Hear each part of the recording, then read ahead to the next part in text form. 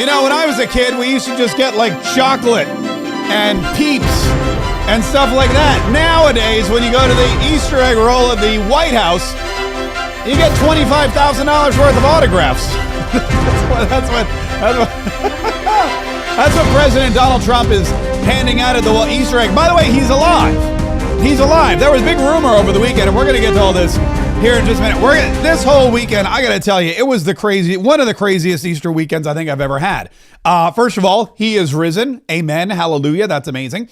And it was I hope you had, wherever you were, I hope you had a fantastic Easter celebration with your family or whoever you spent it with.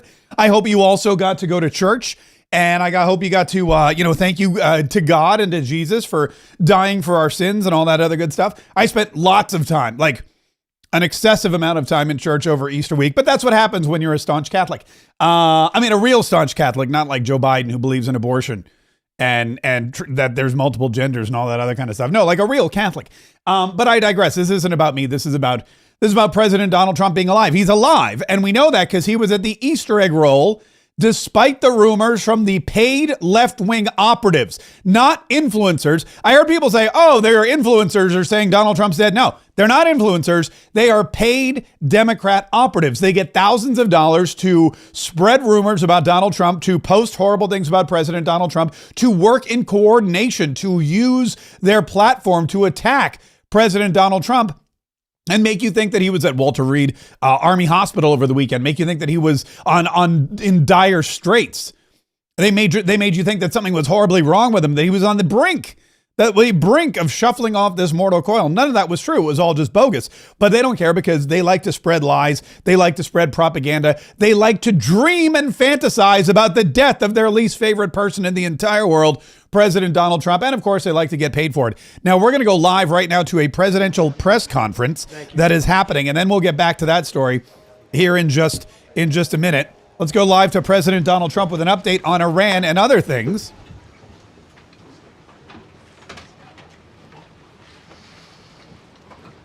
It's a great honor to be with you, and happy Easter. We had a great Easter. This is one of our better Easters, I think, in a lot of different ways. I can say militarily, it's been one of the best. So, good afternoon. We have quite a bit to discuss. We'll go into pretty good detail. And we have the people that are most involved. We'll give you exactitude. And we're here today to celebrate the success of one of the largest, most complex, most harrowing combat searches. I guess you would call it a search and rescue mission ever attempted by the military. Generally, when planes are knocked down in war, especially when you're fighting a strong group, an evil group, you can't really do this because you send in 200 men to pick up one. And it's something that's usually not attempted as much as you want to attempt. And bad things happen to that one or two. And in this case, we did two, and it might not have been attempted before. But we did. And we had great talent. We got a little luck, too, I would say. And we were helped by a lot of people, a lot of great people. And it was an honor to be involved with it. It's very historic.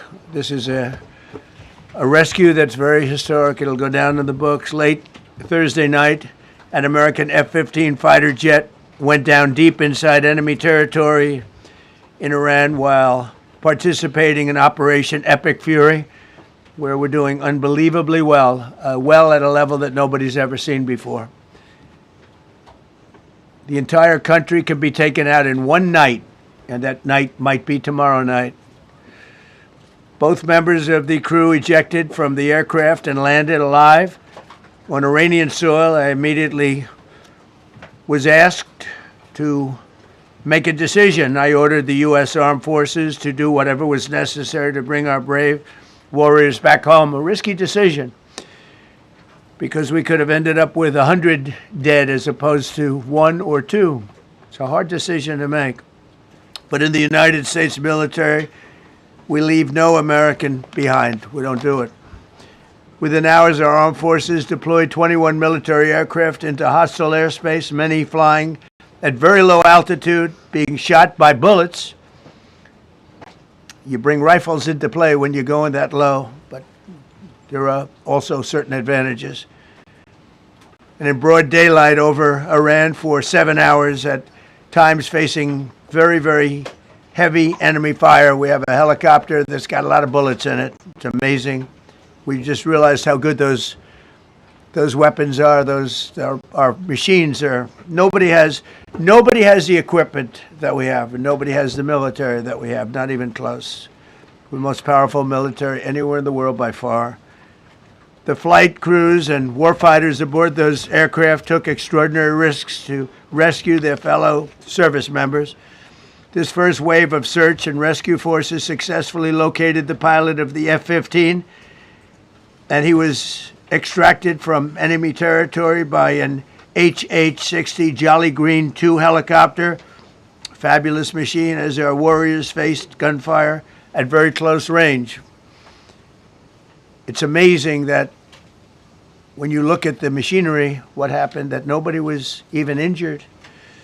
Meanwhile, the second crew member, a weapons system officer, highly respected colonel, had landed a significant distance away from the pilot. When you're going at those speeds, even if you go out 2 or 3 seconds later, it's miles and miles away because you're going fast. He was injured quite badly and stranded in an area teeming with terrorists from the Islamic Revolutionary Guard Corps rough group, as well as besieged militia and local authorities. Many, on top of everything else, they told the communities actually within inside of Iran, the people of Iran, they were given a tremendous incentive to find this pilot. Despite the peril, the officer followed his training and climbed into the treacherous mountain terrain and started climbing toward a higher altitude, something they were trained to do in order to evade capture. They want to always go as far away from the site of the shoot down. You want to go as far away because they all head right to that site. You want to be as far away as you can. And he was injured, and he was an amazing, amazing thing. He scaled cliff faces, bleeding rather profusely, treated his own wounds, and contacted American forces to transmit his location. They have a very sophisticated beeper-type apparatus that is on them at all times. And when they go out on these missions, they make sure they have lots of battery space, and they're in good shape. And this one worked really well, amazingly, saved his life. We immediately mobilized a massive operation to retrieve him from the mountain holdout, and he kept going higher and higher. The mountain kept getting rougher and rougher, and really very, very hard to find. This second rescue mission involved 155 aircraft, including 4 bombers, 64 fighters, 48 refueling tankers, 13 rescue aircraft, and more. We were bringing them all over, and a lot of it was subterfuge. We wanted to have them think he was in a different location because they had a vast military force out there. Thousands of people were looking. So we wanted them to look in different areas, so we were scattered all over like we were right on top of them. We had 7 different locations where they thought, and they were very confused. They said, well, wait a minute, they've got groups here, they've got groups there. It's an amazing thing. I was listening to these great people, these great generals. General Raisin Kane was amazing, and Pete Hegseth was amazing. But I listened to the whole thing. It was pretty amazing. So they had all these different sites where everybody thought he was located. We think we have him over there because they have 9 planes circling a little area that's 25 miles down the coast. So in a breathtaking show of skill and precision, lethality and force, America's military descended on the area, the real area, engaged the enemy, rescued the stranded officer, destroyed all threats, and exited Iranian territory while taking no casualties of any kind. The heroic F-15 weapons system officer had evaded capture on the ground in Iran for almost 48 hours. That's a long time when you're in tough shape and when you're bleeding. It's a long time. When we left, as you probably know, we had 2 large planes, pretty old planes that carried a lot. We needed a lot more equipment going in than coming out, obviously, because going in, we needed to be able to scale mountains, and we had a lot of equipment. But the sand was sandy, wet sand, so we thought there may be a problem taking off because of the weight of the plane, and then we also had all the men jumping back onto the planes, and they got pretty well bogged down, and we had a contingency plan, which was unbelievable, where lighter, faster aircraft came in, and they took them out. We blew up the old planes. We blew them up to smithereens because we had equipment on the planes that, frankly, we'd like to take, but I don't think it was worthwhile spending another 4 hours there taking it off. So we didn't want anybody to have. We have the best equipment anywhere in the world. We didn't want anybody examining our anti-aircraft and other equipment. So these were large planes that were old and pretty old, and we blew them up. And we had faster, lighter planes come in, and they were able to land on the sand. We needed the bigger planes because we had so much equipment that we needed. We took 3 helicopters over there, which were very strongly used, and couldn't have lived without them. They performed unbelievably well. And if you'd see it, you wouldn't believe it. They came off the plane, and these guys had them. The rotors were off. They rebuilt these helicopters in less than 10 minutes. And that was one of the more amazing things. These are helicopters, small, unbelievably powerful, but small, very small, so it can get into certain areas. And they got them off the plane, and they rebuilt all 3 of them in a matter of less than 10 minutes. It's pretty amazing what the genius of these people. Who would think that? You'd think it would take 5 days to build them. And in some companies, it would take 5 days, and they wouldn't do it well. And Joe Biden They served us well. As Commander-in-Chief, I never forget the extraordinary risk taken by the warriors that we send into battle, and the genius. I mean, think of it, having a contingency of 3 planes waiting because we think the sand is so bad that we probably won't be able to take off. And the planes really got bogged. This was not much of a runway. This was a farm, not a runway. It's a farm, but it did the trick. But to have a contingency as opposed to having to wait 2 days, can you imagine right in the middle? This was central. This was right, you would call it central casting if you were doing a movie for location. And probably the toughest area of Iran where we'd be sitting there. So these planes came in, those pilots came in so fast and so quick and got out of there. Everybody got aboard and just got 15-minute intervals. 1 load out, 1 load out, 1 load out. It happened, and we were watching, and we said, "That's amazing." It's in many ways, I was almost more impressed by the contingency that we had than than the actual plan. The fact that if we would have had a runway or decent soil, but it was an amazing thing. But we thank God for every single one of them. And the talent, the genius is not even talent, it's genius. It's the whole ball game, every one of them. If you look at what we did with Maduro, we went into a military compound, a massive, with thousands and thousands of soldiers, and within a matter of minutes, and he lived behind iron doors. There were steel doors, broke them down so quickly, and within almost minutes, he was in the back of these planes. It was a similar group. Incredible. We have incredibly talented people. And if the time comes, we move heaven and earth to bring them home safely. We're going to bring our people home safely. I want to thank every member of the U.S. Armed Forces involved in these historic operations. They really were historic. It's just not something that's done. And you'd understand it. Not that they don't want to do it, but when you're going into areas, when you look at these helicopters, when you look at the amount of bullets and everything else that they took, when you go into these areas, you don't come out like we came out. God was watching us. I tell you, well, it was the Easter. We were in the Easter territory, I guess, but God was watching us. Amazing, because when you look at the machinery, they took damage. It tells you. First thing I said is these are unbelievable machines. How they flew back and not even much of a problem.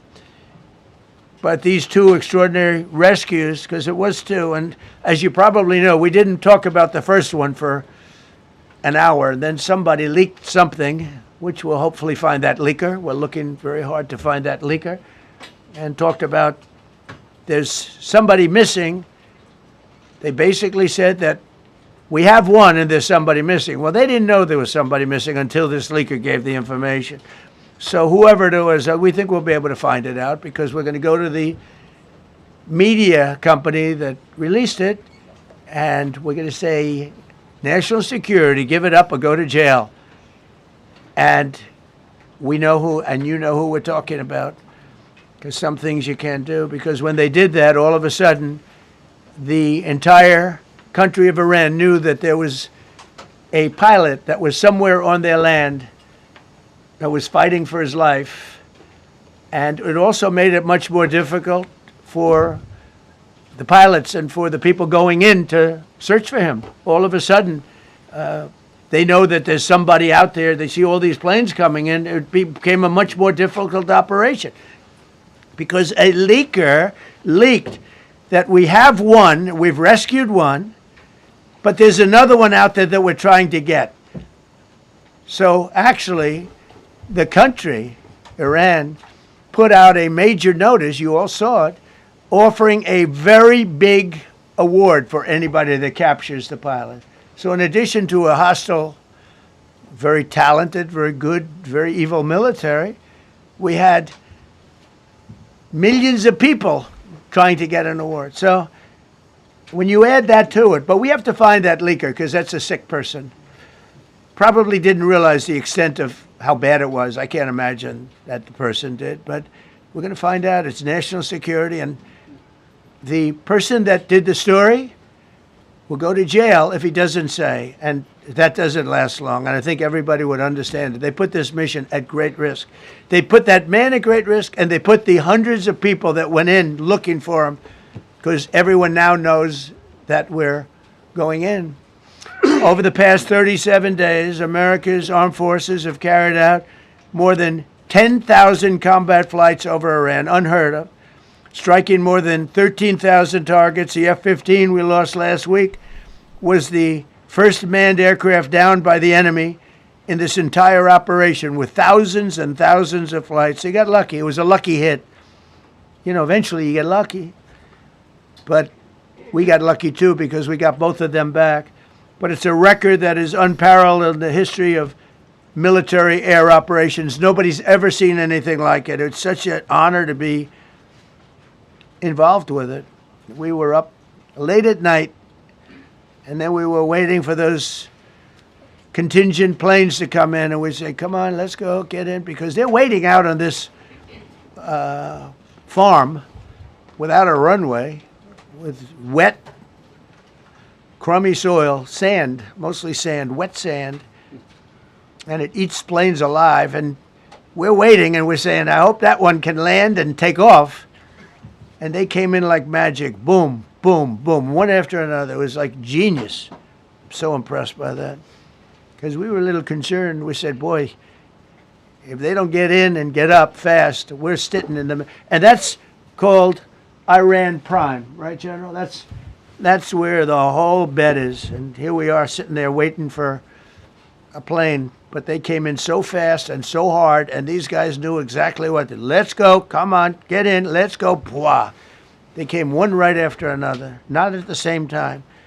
They don't want to come at the same time. They had to come right after each other. They didn't have any room. There was barely any room to land. Tiny little patch of very wet earth and sand. So I'm so proud of the people that I have standing up here with me and many others that worked. I mean, so many. Steve Witkoff's over here. He's doing fantastically. Jared Kushner. But the people that are here, the job they did is amazing. And I think I'm going to introduce the head of the CIA, and he is a man he's central casting, okay? If we cast a movie, he's going to play the head of the CIA. He's one of the few. John Ratcliffe, he did a phenomenal job that night. He did something that I don't know if you want to talk about it. If you want, you can. I'm not sure you're supposed to. I'm not going to talk about it. But The CIA was very responsible for finding this little speck. It's like they used an expression on one of the shows. A general was talking about, it's like finding a needle in a haystack, finding this pilot. And the CIA was unbelievable. And you may, if you can, you'll talk, it might be classified, in which case I'd have to put him in jail if he talks about it. And I don't want to put him in jail. He doesn't deserve that. So, John, do you want to say a few words? Thank you. Thank you, Mr. President. It's a privilege to be here with you today to share what we can about this exceptional mission and to recognize the ingenuity and bravery of those who executed it, as well as the leadership and resolve of the President who ordered it. One thing that has been clear to me in this role is that the flawless military operations that the Department of War is known for are hostage to flawless intelligence. We saw that in the skies over Iran in Operation Midnight Hammer last summer. We witnessed it in Venezuela during Operation Absolute Resolve. We've seen it against the cartels in the Western Hemisphere, and we're seeing it every day in Operation Epic Fury, including this mission to rescue an aviator buried deep behind enemy lines. Because it is the unique tradition of the U.S. Armed Forces that we leave no man or woman behind, this was a no-fail mission. That was the spirit in which the President put us to work, and we were determined not to let him down or our airmen down. As an agency, the CIA possesses unique capabilities that only the President can deploy. Some of these capabilities fall under covert action authorities, and because covert means exactly that, I'm not going to be able to tell you everything that you want to know. At the President's direction, we deployed both human assets and exquisite technologies that no other intelligence service in the world possesses to a daunting challenge, comparable to hunting for a single grain of sand in the middle of a desert.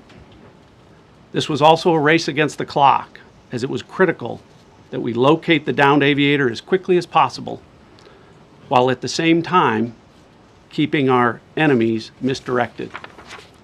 For that reason, in addition to the human and technical assets deployed by the President to find our airmen, CIA executed a deception campaign to confuse the Iranians who were desperately hunting for our airmen.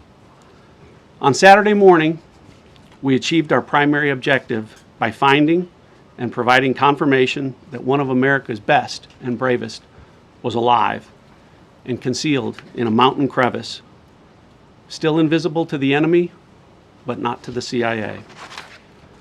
That confirmation was relayed by Secretary Hegseth to the President, and the operation quickly moved to the execution phase. Following the successful exfiltration on Saturday night, our intelligence reflects that the Iranians were embarrassed and ultimately humiliated by the success of this audacious rescue mission.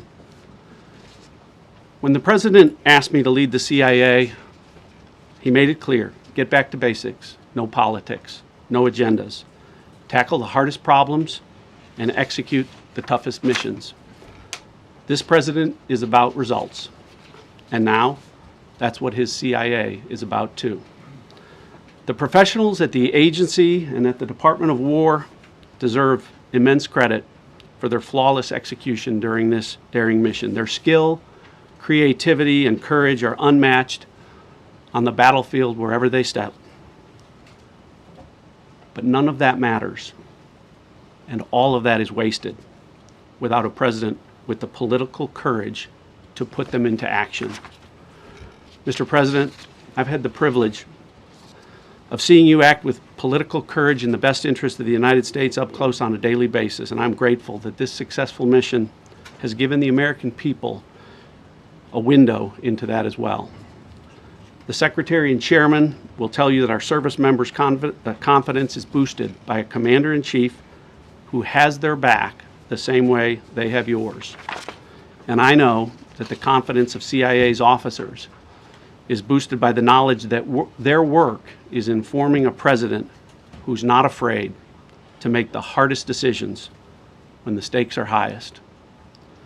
And to the American people, your confidence should be boosted by knowing that the security of the nation is in the hands of a president who's willing to take on problems that have confounded both sides of the political aisle. That's true, for by the way, nearly what half a he's saying. century.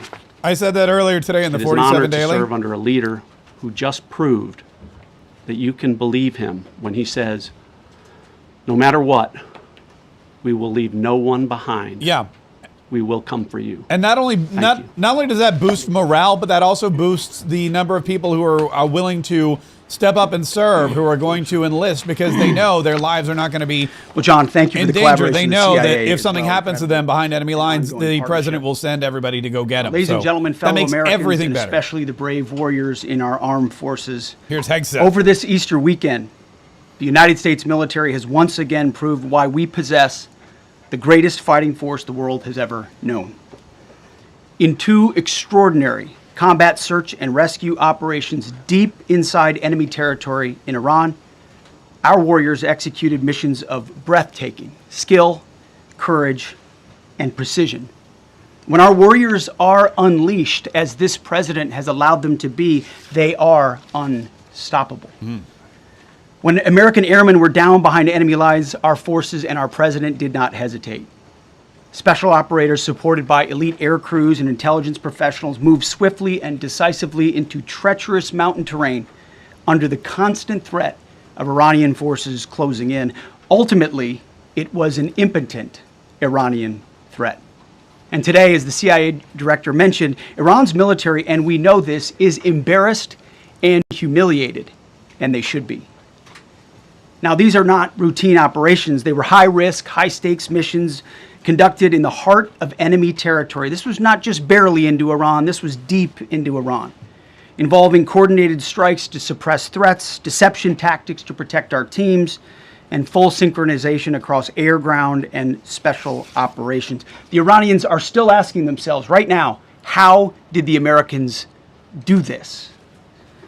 One downed airman evaded capture for more than a day, scaling rugged ridges while hunted by the enemy. When he was finally able to activate his emergency transponder, his first message was simple and it was powerful. He sent a message, God is good.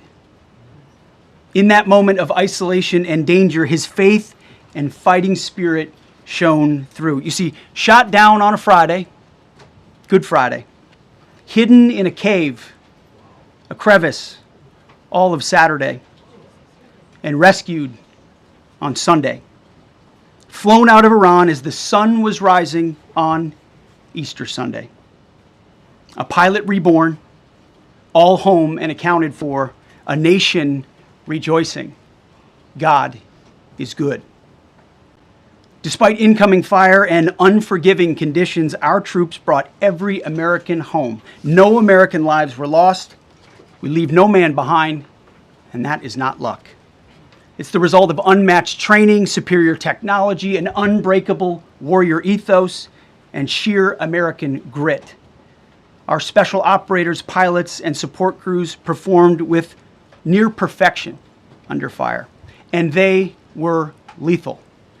Just ask any Iranian soldier who dared attempt to get anywhere near that pilot before or during that mission. Death from above.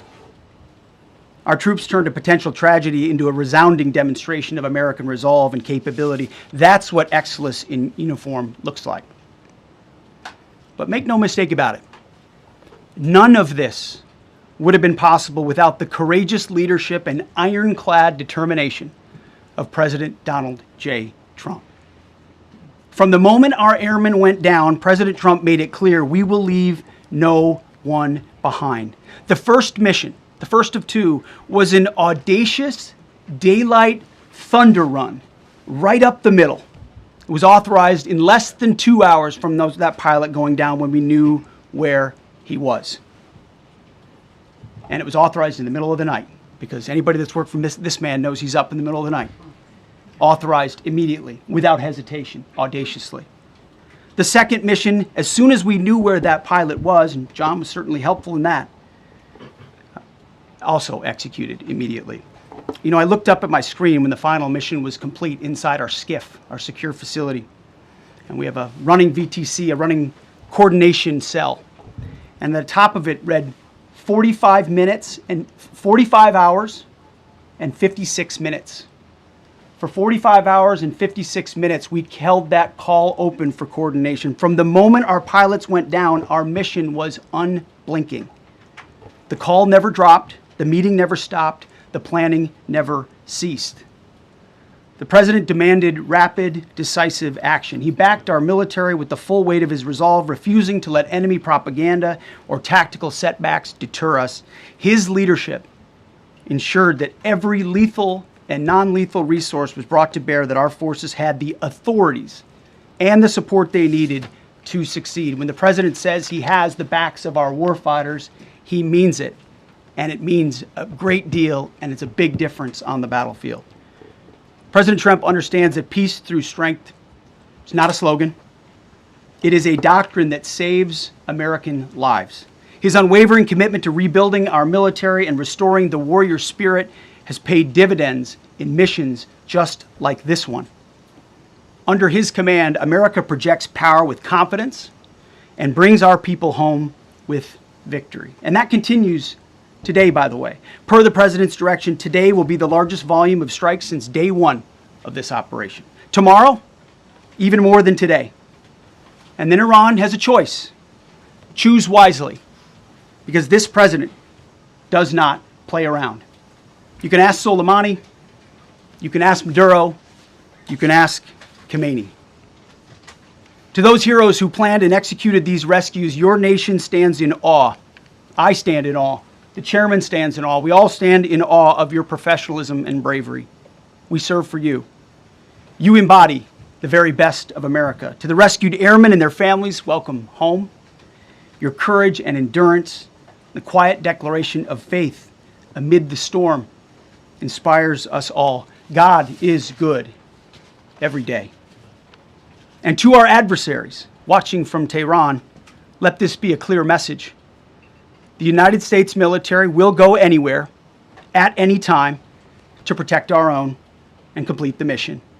We execute with precision. We control the skies. You see, we flew for 7 hours in daylight over Iran to get the first pilot. And we flew 7 hours in the middle of the night to get the second. And Iran did nothing about it. We fight with honor, and under President Trump's leadership, we win. So God bless our troops, God bless President Trump, and God bless the United States of America. Thank you. Well, good afternoon, everyone. Thank you, Mr. President. Thank you, Mr. Secretary. A note before I start, I know many of you want specific details in these briefings. You're not going to get them. We'll share what we can, but I will retain what I must in the event that we have to go do this again sometime. Good point. And I cannot stress the importance, as the President said, around operational security. The Secretary and I will do a more detailed briefing tomorrow morning, and we look forward to sharing the details that we can. On Thursday, 2 April at 10:10 p.m. Eastern Time, 4:40 in the morning, local Iran time, the Joint Personnel Recovery Center, which handles the Central Command area of responsibility, declared an isolated personnel recovery event for a U.S. Air Force F-15E Strike Eagle, call sign Dude 44, which was down in hostile Iranian territory. Dude 44. The pilot and weapons system officer had both safely ejected and were isolated behind enemy lines. Following confirmation of active rescue beacons and on the direction of the Secretary and by order of the President, a rescue operation was launched with the stated purpose of bringing both Americans home safely. As the Secretary said, several hours later on the morning, after positively locating the front seater, call sign Dude 44 Alpha, and aware of an aggressive ongoing search by the enemy, a U.S. Central Command plan was approved by the Secretary and the President. Shortly thereafter, a U.S. Air Force Combat Search and Rescue Task Force, comprised of A-10 Warthogs in their Sandy role, and I'll describe what that is in a minute, HC-130 Combat King IIs, HH-60 Jolly Green II helicopters, and Air Force Special Warfare Airmen a package comprised of combat rescue officers and pararescueman operators, audaciously penetrated enemy territory in broad daylight to find, fix, and recover Dude 44 Alpha from behind enemy lines. This was an incredibly dangerous mission, an incredibly dangerous undertaking, but a filled promise made to every American warfighter that you will not be left behind. We will always come find you, and we will always bring you home. Over the next hours, the search and rescue task force crossed the beach, entered into Iranian airspace, protected by a fighter strike package, and moved into the objective area, all under fire. En route, as some of you have seen on social media, the helicopters took gas off the C-130s and pressed onward and forward up into the objective area. While this was ongoing and out in front of them, the Sandy flight of A-10s and other remotely piloted aircraft, drones, and other tactical aircraft were violently suppressing and engaging the enemy in a close-in gunfight to keep them away from the front seater and allow the pickup force to get into the objective area. During this engagement, one of the Sandy aircraft, the one primarily responsible for communicating with the downed pilot, was hit by enemy fire. This pilot continued to fight, continued the mission, and then upon exit, flew his aircraft into another country and determined that the airplane was not landable. This was one of our A-10 Sandy aircraft. The pilot then made the decision to eject over friendly territory and was quickly and safely recovered and is doing fine. After picking up Dude 44 Alpha, the HH-60 Jolly Green fight was engaged by every single person in Iran who had a small arms weapon. And one of the aircraft, the trailing aircraft, took several hits. The crew sustained minor injury, and they are going to be fine. A note for those of you that do not know what a Sandy does. Named after the flight call sign that did this very mission in Vietnam, flying A-1 Sky Raiders and A-7 Corsairs, a Sandy has one mission: get to the survivor, bring the rescue force forward, and put themselves between that survivor on the ground and the enemy. They are committed to this. This is what they live for, and this is what they've trained for over many, many years. The A-10 force and the rescue force did a fantastic job rescuing Dude 44 Alpha. He was recovered Friday afternoon.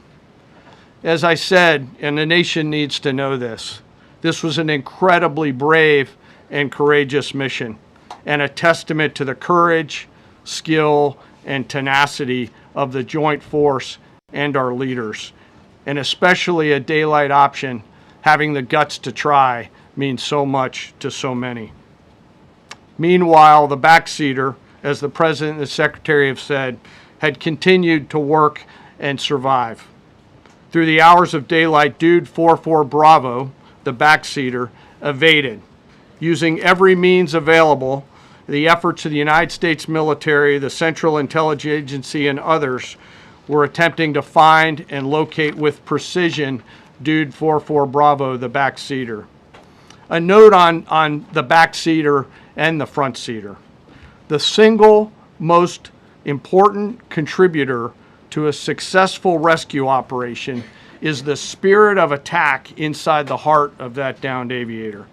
Their will to survive, their will to evade, their will to recover is everything. In this case, the backseater's absolute commitment to surviving made much of our efforts possible. On Saturday, 4 April, after establishing positive communications with the backseater, we learned, as the President said, that he was injured and actively evading enemy forces. And thanks to our interagency partners, we were able to get eyes on his location and positively ID him. Throughout this entire time, the enemy force continued to search for 44 Bravo, and the Joint Force continued to strike them over and over and over again. Fighting off marginal weather in Iran and the enemy's search for a second time on Saturday, At the recommendation of the CENTCOM commander and at the approval of the Secretary and the President, we launched a rescue task force to recover Dude 44 Bravo. Again, this came to the President and the Secretary for approval, this time with a much larger force package based on the time that the enemy had to prepare to find 44 Bravo. Again, this force was protected by A-10 Warthogs using the Sandy call sign. And this force had one single mission: do everything they can to bring an American home. This meant having a plan, being prepared to execute that plan, and more importantly, being prepared for multiple simultaneous contingencies.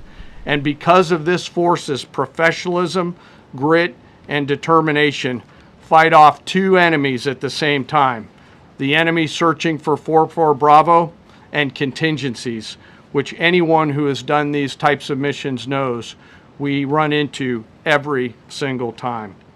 The force fought off both of those enemies incredibly well. During the period of darkness on Saturday, and as the Secretary said, into Easter Sunday and into the daylight, the force fought its way in and rescued Dude 44 Bravo. They were protected overhead by an air armada, including tactical drones, strike aircraft, and others. The force fought through multiple simultaneous contingencies, something no other nation, no other military can do, and safely returned Dude 44 Bravo, the backseater, home, and all other Americans home as well. At midnight 12 local Eastern time, Easter Sunday, more than 50 hours after the start of this operation, the Joint Personnel Recovery Center declared Dude 44 Bravo, both the front and backseater, returned to friendly territory. The courage demonstrated by both the pilot and the weapons system officer while isolated and them invading the enemy cannot be overstated. Their grit and warfighting tenacity is a direct result of the absolute trust they have in our rescue forces, their training, and their will to survive and return. They always knew that we would be ordered to go get them, and they always knew that we would be coming to get them. These two operations reflect our nation's most sacred obligation to our military service members. We leave no one behind, bless you. It also perfectly captures the first truth of our special operations forces, that people are more important than hardware. That is the standard we live by, and the rescue forces that execute these missions operate under a clear motto: these things we do that others may live. Their actions were a direct embodiment of that commitment to others, and I could not be more proud of each and every one of them today. As the Secretary said to our enemies, this operation serves as a clear reminder of the capability and will of America's joint force. The United States of America will recover our warfighters anywhere in the world, under any conditions, when we want to. We will always bring overwhelming skill and firepower. To every member of the joint force, our interagency partners, the leadership at CENTCOM, and our leaders at the department and above, thank you. I'm proud of each and every one of you and thankful to our deployed forces and their families. And lastly, and most importantly, to Dude 44, welcome home. Job well done. Thank you. That's very interesting what he said. The most important person in that recovery Pretty mission amazing. was the Pretty person amazing. being recovered. Because if they And, didn't these know two gentlemen have been their training, if they didn't make day one, every they've effort been to make themselves perfect. You know, I savable, got to know it would have been put everyone else's Kane, lives in danger. It's really my fascinating. first term because he was able to take out ISIS in 4 weeks instead of the 4-year projection that was given to me by other much lesser generals. And I said, you know, if I ever do this again, that's going to be the head of my Joint Chiefs of Staff. And we worked it that way, didn't we? It's amazing. He took out ISIS. We defeated ISIS in 4 weeks. I was told it would take 4 years. I flew to Iraq to find out with the greatest equipment in the world, why would it take 4 years? And he told me, sir, it won't. it'll take 4 weeks and you'll have time left over. And that's exactly what happened. So he's great. And Pete, all I can say is that he was treated very unfairly. And now those same people that treated him unfairly, that fought against him, they called me up saying, what a great choice he was. They said, well, what happened during his nomination? What happened to you? I'm telling you, people that were not for him, senators, friends of mine, sir, I don't think you're doing the right thing. Now they're calling me up. What a choice. These two guys are fantastic. And John Ratcliffe was incredible. It was actually their genius that called us from, he was 40 miles away. And he said, you know, we're seeing something moving up in the mountain. This is at night. And they kept the camera on him for 45 minutes. It wasn't moving. And they said, you know, probably wrong, but we're seeing something moving. This is a vast mountain, vast, thick, with bushes, trees. He said, we see something moving 40 miles away. It was the head of a human being, I'm telling you, it's moving. And then all of a sudden, 45 minutes later, he moved a lot. Stood up, and they said, we have him. And that was really the beginning of something incredible. We had an idea where he was, but not specifically. And it's a big mountain. So I want to thank the CIA, too. I don't think they get enough credit for the great job they've done. Yes, please.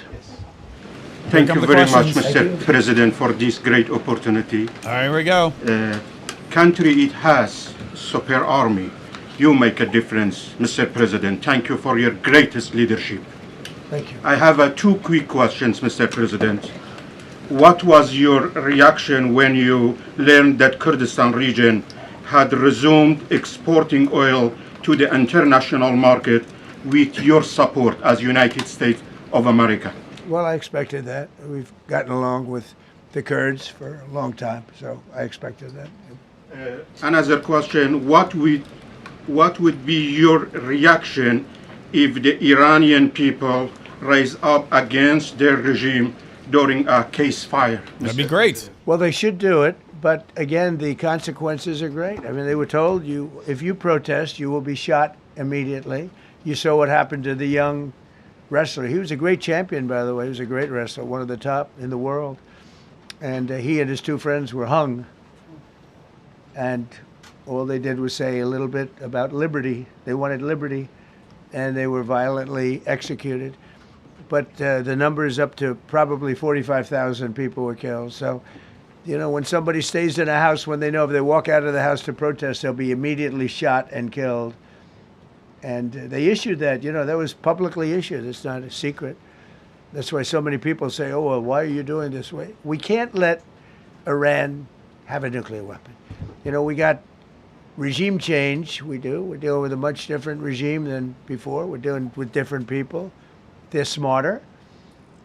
I think they're sharper and far less radical. We have regime change, but we didn't do this for regime change. We did it for the fact, and my view was very simple. I saw somebody said, oh, he doesn't have a plan. I have the best plan of all, but I'm not going to tell you what my plan is. You know, they want me to say, here's my plan. We're going to attack at 9:47 in the morning, and then we're going to do this, and then we're going to... And if you don't do that, they say, I have a plan.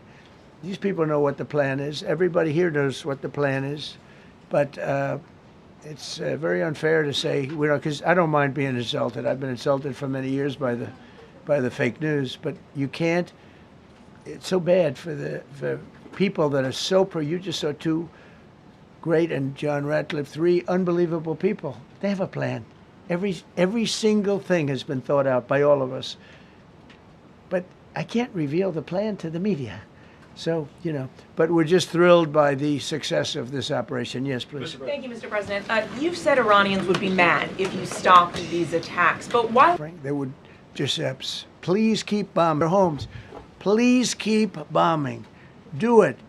And these are people that are living where the bombs are exploding. And when we leave and we're not hitting those areas, they're saying, please come back, come back, come back. These are the people. I don't know what they do. All I can tell you is they want freedom. They have lived in a world that you know nothing about. It's a violent, horrible world where if you protest, you are shot. Remember the great woman protests where they had 400,000, 500,000 protests, and everybody said, oh, the regime. Boom, boom, five. A woman would go down right between the eyes. That's all it took. And those women said, oh my God, what's that? A woman. And after 5 or 6 of them, the vast number of people, and then they said, oh my God. They're incredible people, but they've lived so horribly. 5 years ago or so, the Persian, actually, and I know so many. I know a couple from Iran. They're incredible people, incredible energy, and but when you're standing in a group and protesting. Woman march. Everybody was But like, why oh, would this they is want the end of the country? Selectively picked. Every single one. Top of buildings. Nobody even knew where they were. Very bad. They've done that too. They did that recently. On the top of buildings, aiming and hitting. All of a sudden, there's a riot in the reverse direction. A lot of the news doesn't talk about that. They talk about. I'm not going to see it there. It's amazing when I see some of the group. They talk about freedom, women, men. They kill the gays. They throw them off buildings. I can only say this. It's because their life is in much greater danger. They want freedom. I actually tell them, I said, don't go out. I fully understand. It's not a question of bravery. We're all brave, right? You're brave. I'm intelligent. If you have people shooting at you, expert shots with the best rifles you can get, and hitting you right between the eyes every single time, and you're looking here and you're seeing and you're looking here, you're out of there. I don't care who it is. Please. Mark Meredith, Fox News. I know that. Oh, thank you. How would I know that? Go ahead. America's watching. No. Good job. Can we go back to the weekend? First off, was everyone on board with the operation, or were there people that were trying to talk you out of going through with the operation this weekend? Not everybody was on board. Somebody else within No, your- there was military people, very professional, that preferred not doing it. These two were totally on board, which was very important. If they weren't, I would have had a little difficulty. But no, there were military people that said, you just don't do this. You don't go into the heart of a very powerful military. You know, this is, hey, you have countries and countries. You have some countries where military is not their strong suit. This whole thing is militarized like nobody's ever seen before. Half the people are wearing uniforms. And we had people within the military. Usually it's not done. That's one of the reasons. You know, I was surprised. Somebody said it's the only time it's ever been done. I said, that's not possible.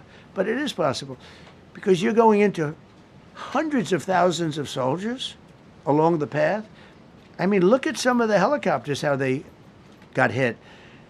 So, yeah, there were people within the military that said it's a wise. And don't forget, how many men did you send altogether, approximately, for the operation? I'd love to keep that a secret. Okay, well, but I will tell you the number. I'll keep it a secret, but it was hundreds and hundreds of these people. It's pretty good. Is he central casting? But hundreds of people went into this journey. Hundreds of people could have been killed. Forget about the equipment. A lot of equipment. Nobody cares. Hundreds of people could have been killed. So we had people that were within the military that said this is not a wise, and I understood that, but I decided to do it. Was there a point that that you were thinking there's too much on the line, and somebody was saying maybe we abort this now and wait? I mean, given the resource, like the general said, it seemed like there was so much on the line here. You must have been thinking this could have completely changed. So the first one, which was in many ways as dangerous as the second, I guess it gets, because we're flying over daylight. You know, we're the best at the world at night. We have goggles that nobody. We have goggles. I've tried them. They're unbelievable. I see better with the goggles at night than I see without them during daylight. I mean, daylight today, we have a beautiful day. You see just as well with goggles. In many ways, it's enhanced. So we have the best in the world. So it's much safer for us to do it at night, whereas other people, no other country has that capability. They don't have that particular piece of equipment like we do. But when I was told flying and in daylight, I think we flew 7 hours over Iran, and that's a long time, over unbelievably hostile territory where they have nothing but weapons. We took out their anti-aircraft, which is great. We took out their radar, which is great. We took out a lot, but they still have, what hit this one was a handheld shoulder missile, heat-seeking missile. So it's not like, they're totally whatever. And they had probably a little luck, because you got to get lucky. But they shot it, and it got sucked in right by the engine. But these guys were out of there. They were great. Their timing was great. But no, I was told that this is a very dangerous mission. I understand. They didn't say it's a foolish mission. They said, we're going to be sacrificing hundreds of people do this. You have tankers that are flying over this area so that because the flight was so long, they had to refuel. It's a very dangerous mission. I just felt it was worth it. If you would have told me that we would have been successful, gotten both, and nobody was even essentially injured, I would have said that would be impossible. Yeah, Bruce. Mr. President, thank you very much. Thank you, sir. I'll come back to you. Okay, thank you. Given that you are now dealing, you say, with a more reasonable, less extreme leadership in Iran, what does that mean for the protesters, for the human rights movement in that country after this conflict? Well, What's your positive. expectation? Yeah, if they assume control, if we do something and they assume control, I think it's very positive, a big step. I don't think you'd see the radicalization that you have seen in the last. Look what happened. Women are being executed because they're not properly clothed, they say. They're not properly clothed, and they execute the women. They shoot them right on the street. No, you have a much different group of people. Now, I'm not saying we are dealing with them. Essentially, they have till 8 o'clock tomorrow night, Eastern time. But we are dealing with them. I think it's going well. Mr. Witkoff is here, and JD's involved in the dealing. Mr. Witkoff is sitting right here, and I think it's going fine, but we'll have to see. You have to understand, we've been dealing with these people for 47 years. I'm standing here with a much more powerful Iran as of a month ago, not anymore. Right now, they are decapitated. But I'm standing here a month ago with a much more powerful Iran than it was at any point during 47 years. This should have been handled by 7 presidents, a lot of presidents. And those presidents are saying now, every one of them to their friends, we should have done this a long time ago. So it's not something I like doing. It's very dangerous, and we're getting them at the height of their strength. If I didn't terminate the Barack Hussein Obama Iran nuclear deal, they would have had don't forget, that was a path to a nuclear weapon. Remember this. He chose Iran over Israel, pure and simple. How Israel can vote for a Democrat is if you're Jewish in New York City or any place else in this country, and how you can vote for a Democrat is unbelievable, because Hell, if he you're chose Christian, how can you vote for a Iran, Democrat? a very hostile Sorry. Iran. Remember when he filled up a 757 with cash, billions of dollars of cash, and he sent it over to them. Then they gave them tens of billions of dollars. He chose Iran over Israel, and really the Arab world, if you look, because, the other, Saudi Arabia, Qatar, UAE, you take a look. I can add Kuwait, and I can add Bahrain, and you can add others. He chose such an unlikely candidate. Nobody could believe it. Frankly, if you're going to choose between Iraq and Iran, he should have befriended Iraq. He went in the exact opposite direction of all thinking, and he made a terrible mistake. But that was a road to a nuclear weapon. And when I terminated that, everyone said, oh, he terminated it. It was one of the best things we ever did because he had a road to a nuclear weapon. And it was a very short-term deal. You know, countries don't do 10-year deals. Countries do hundreds of years. You don't do a 10-year deal. For a country, this isn't, you're a landlord and you're renting a store on a certain street and you give somebody a 5-year or 10-year lease. This is a country. It was a short-term deal. It was ready to expire. I terminated it before it expired. Took a lot of heat, and it was one of the best things I ever did because he would have had a nuclear weapon. Then he would have had another nuclear weapon, had those beautiful B-2 bombers not gone in 8 months ago and obliterated that site. And by the way, the word is obliteration. CNN said, well, maybe it wasn't complete. It was so complete that they still haven't been able to get it. It was obliteration. But if we didn't hit them, that was a courageous decision, too, because we had all those planes flying in at night with very little cover, unbelievable stealth planes, and they were able to do their job. If we didn't do that, Iran would have had a nuclear weapon at a high level, either one of those two instances. And if they did, in my opinion, I told this to Bibi Netanyahu yesterday, Israel would have been extinguished. Large portions of the Middle East would have been extinguished, whether it's Saudi Arabia, Qatar, UAE, or others. And you saw that with thousands of missiles raining down upon them. They didn't think they were going to be hit. They thought they'd be watching us fight. And all of a sudden, UAE got hit by 1,500 missiles. He would have taken them out also. And they were powerful. If I didn't come along and terminate the Obama deal, which was terrible, the Iran nuclear deal was a road to a nuclear weapon, a big one, unlimited, legally. I terminated it without even much thought. It was so easy. I terminated that, and then the B-2 bombers. And I did one other thing. I had killed Qasem Soleimani, who was an evil genius. And the reason I did it, I heard he was going to knock out 5 of our military bases. And had he lived, I believe we would be fighting perhaps a different Iran right now, because he's never been replaced, you know. And I did one other, but this one was not picked up. Osama bin Laden. If you read my book, I said you got to take him out 1 year before the World Trade Center came down. So I wish you'd read the book.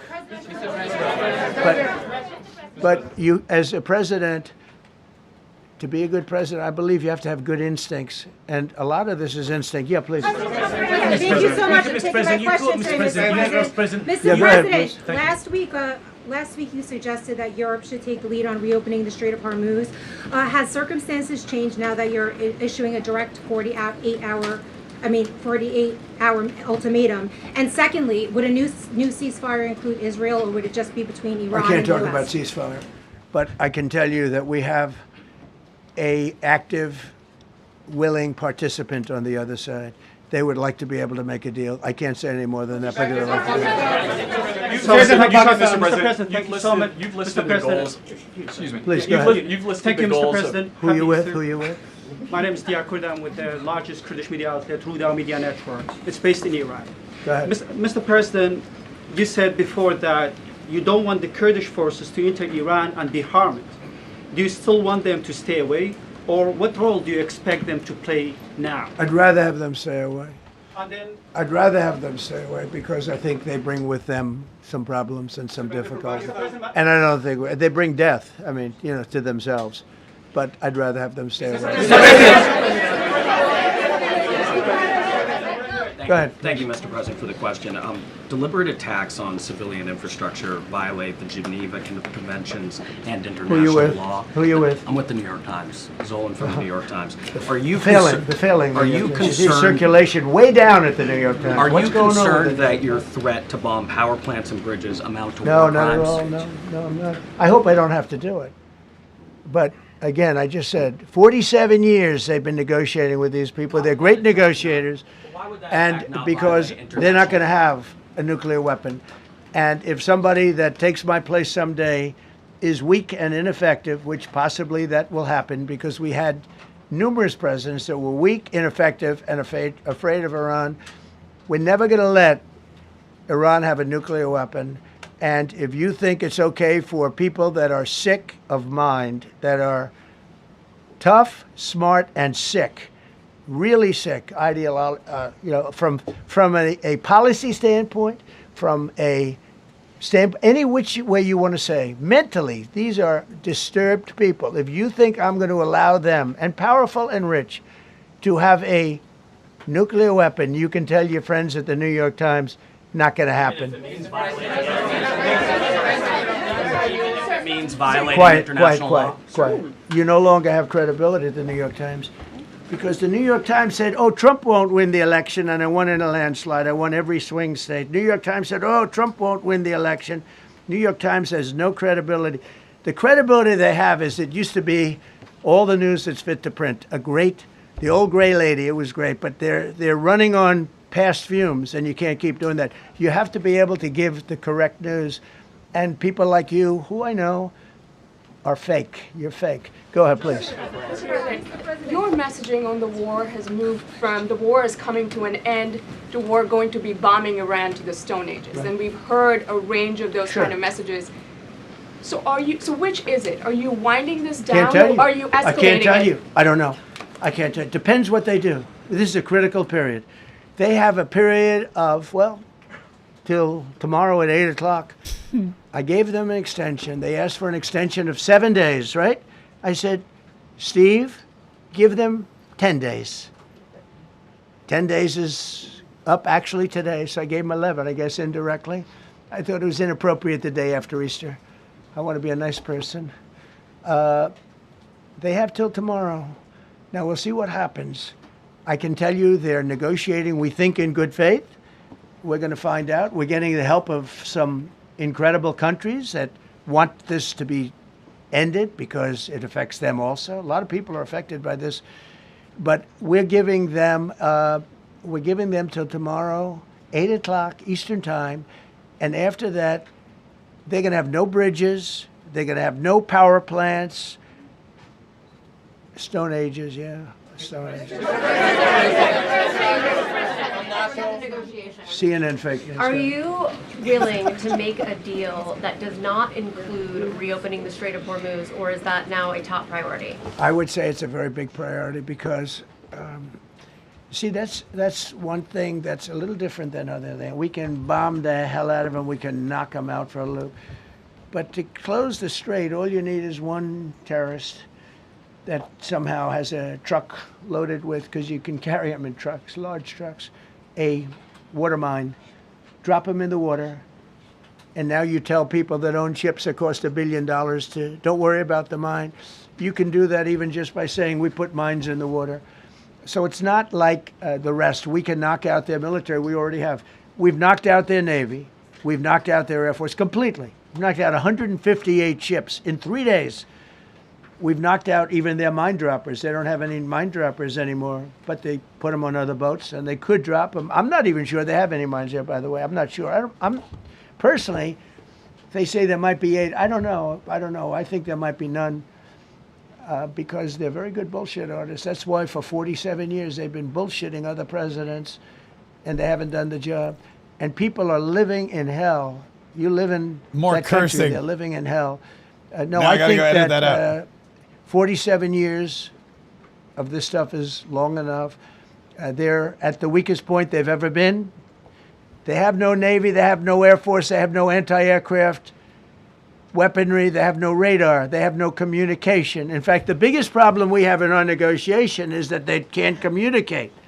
I said to Steve, what are they saying? Sir, they can't communicate. They have no method of communication.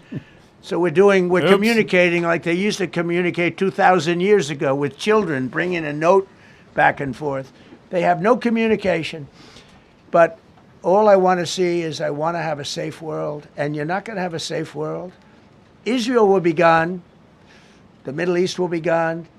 and then they're coming for Europe.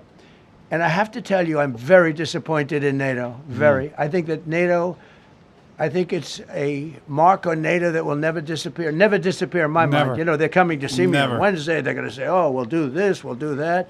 Now they all of a sudden want to send things, you know.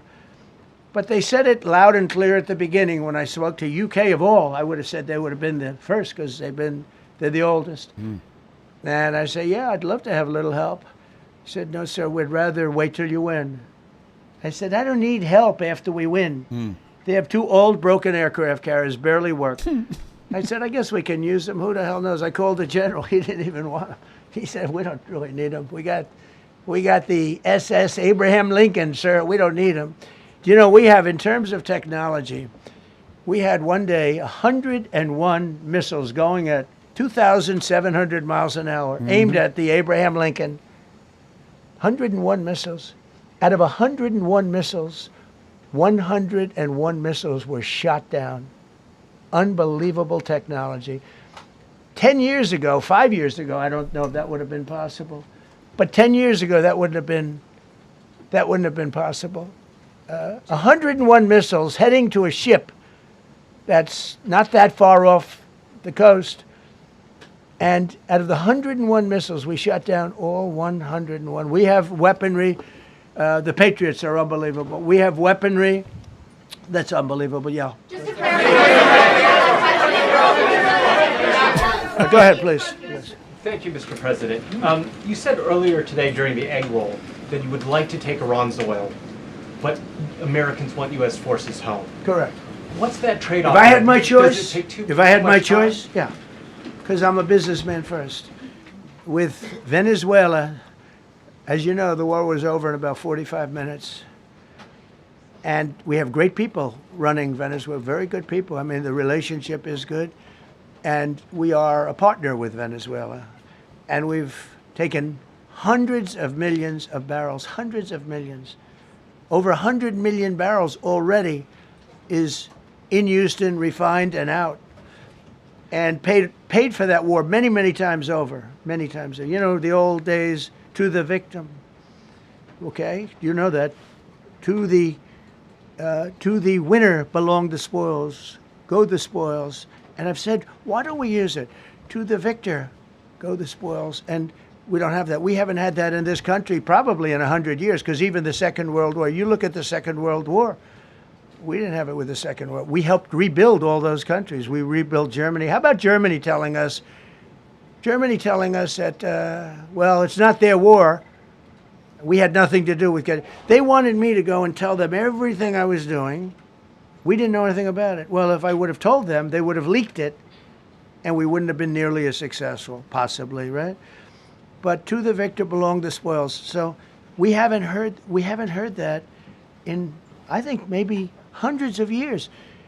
Now with Venezuela, and we, just so you understand, the people of Venezuela, they say if I ran for president of Venezuela, I'm polling higher than anybody has ever polled in Venezuela. So after I'm finished with this, I can go to Venezuela.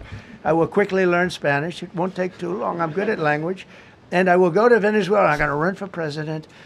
But we're very happy with the president-elect that we have right now, the people that are running it.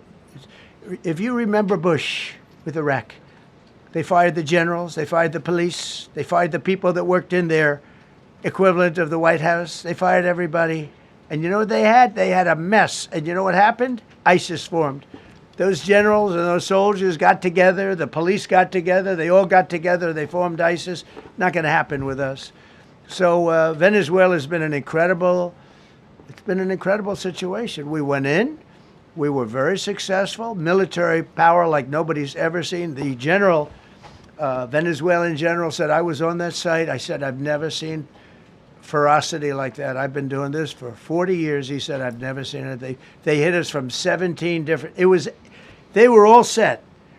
They saw that big, beautiful aircraft carrier, the Ford in that case, and planes were pouring off it at 1 o'clock in the morning. So typically when you see that late at night, you know you could be in trouble, right? And we were all ready. They had their equipment. It was Russian. And they had Chinese equipment. It was all set. They were going to give us a fight. He said, and then they came, and they came at speeds like we've never seen.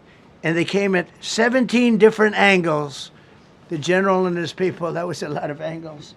They hit him from every angle. He said, we knew it was over in 3 minutes.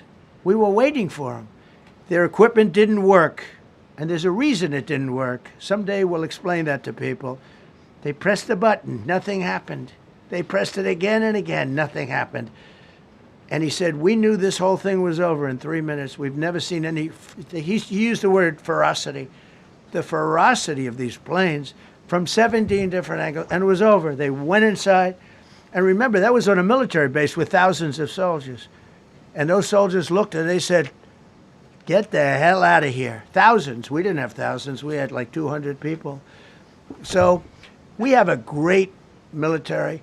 And I'll tell you what, somehow this rescue captured the world's attention, more so than normally. You're talking about 2 people.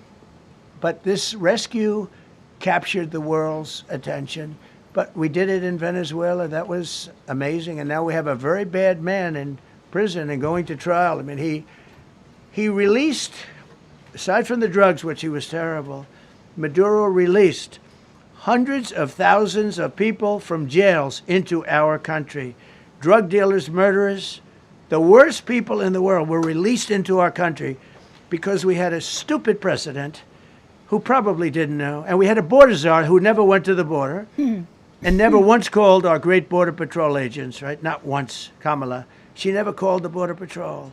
She never said, how are we doing? I used to call the Border Patrol guys every day. You can ask them, Paul, ask any one of them. Brandon, ask them all the time. How are we doing? How are we doing? And we now, I'm proud to say, have a totally sealed border. 9 months, nobody is coming through our border. And nobody even tries because they know they're not going to get through. So we don't have caravans anymore. Right. So maybe 1 or 2 more and we'll be done. Mr. President, are you allowed to, or are you willing to end this conflict with Iran charging tolls for passage through the strait? Us charging tolls? Iran. What about us charging tolls? Is that something you're considering? I'd rather do that than let them have them, right? Why shouldn't we? We're the winner. We won, okay? They are militarily defeated. The only thing they have is the psychology of, oh, we're going to drop a couple of mines in the water, all right? No, we have a concept where we'll charge tolls, okay? I thought you meant us. Your question would have been more accurate if you said us. So just to clarify, in order for Iran to successfully meet your deadline tomorrow, do they have to make a deal, open the strait, or both? We have to have a deal that's acceptable to me. And part of that deal is going to be, we want free traffic of oil and everything else. Mr. President, thank you very much. You've said glory be to God in this conflict. Do you believe that God supports the United States' actions in this war? I do, because God is good. Because God is good, and God wants to see people taken care of. God doesn't like what's happening. I don't like what's happening. Everyone says, I enjoy it. I don't enjoy this. I don't enjoy it. These 2 guys don't enjoy it. You know, people say, oh boy, they're so tough. I don't like seeing people killed. I've ended 8 wars. Nobody's ever done it. The person who won the Nobel Prize came to me and said, you deserve the Nobel Prize. She announced that when they announced, they said, that is true. Goes to Maria. She's a great person, really a good person. She said, no. This is ridiculous. They gave me the Nobel Prize. President Trump ended 8 wars. I could go over every one of them, including India and Pakistan, where the Prime Minister of Pakistan said, President Trump saved from 30 to 50 million lives. That makes me much happier than what we're doing right now. That makes me much happier. We have 1 more to end, by the way. Okay. President, you called yesterday in your Truth Social, you called the Iranians crazy bastards. True. What is your response to critics who say that I don't care about critics. What is your response to critics who say that it is your mental health that should perhaps be examined as this war continues? I haven't heard that. But if that's the case, you're going to have more people like me, because our country was being ripped off on trade, on everything for many years until I came along. So if that's the case, you're going to have more people. Dasha, go ahead. Joshua. You said that very little is off limits in Iran as far as targeting, Yeah. including power plants, bridges, you've mentioned those. Very little is off limits. Are there certain kinds of civilian targets, though? I'm thinking schools I don't want or to tell you hospitals that. that you I don't want to say is tell you off- that. All right. We have a plan because of the power of our military, where every bridge in Iran will be decimated by 12 o'clock tomorrow night, where every power plant in Iran will be out of business, burning, exploding, and never to be used again. I mean, complete demolition by 12 o'clock. And it'll happen over a period of 4 hours if we wanted to. We don't want that to happen. We may even get involved with helping them rebuild their nation. And you know what? If that's the case, the last thing we want to do is start with power plants, which are among the most expensive thing, and bridges. You saw the bridge went. We were very close to a deal. And then I got a call from Mr. Witkoff, Mr. Kushner, and JD saying, I think they're breaking the deal. I said, tell them that's okay. Don't worry about it. But tell them to look out their window and watch. And within 45 minutes, I gave the order to knock out the biggest bridge. I gave the order, knock out the biggest bridge in, I believe, the Middle East, but the biggest bridge in Iran. And within 10 minutes after I gave that order, that bridge was over. So do I want to do that? No. Do I want to destroy their infrastructure? No. It will take them 100 years to rebuild. Right now, if we left today, it would take them 20 years to rebuild their country, and it would never be as good as it was. And the only way they're going to be able to rebuild their country is to utilize the genius of the United States of America. On NATO, you voiced your displeasure with NATO in the past. Is there a danger to the U.S. not being the de facto of the leader of the alliance, and then other powers within the alliance then getting the decision making when it comes to wars and nuclear weapons? No, it's not a danger. Look, we went to NATO. I didn't ask very strongly. I just said, hey, if you want to help, great. No, we will not help. I said, that's all right. You don't want to help?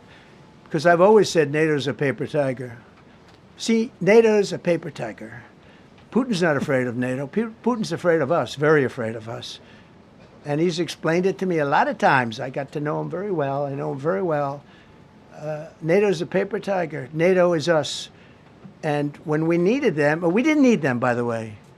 We didn't need them, obviously, because they haven't helped at all. Just the opposite. They've actually gone out of their way not to help. They didn't even want to give us landing strips.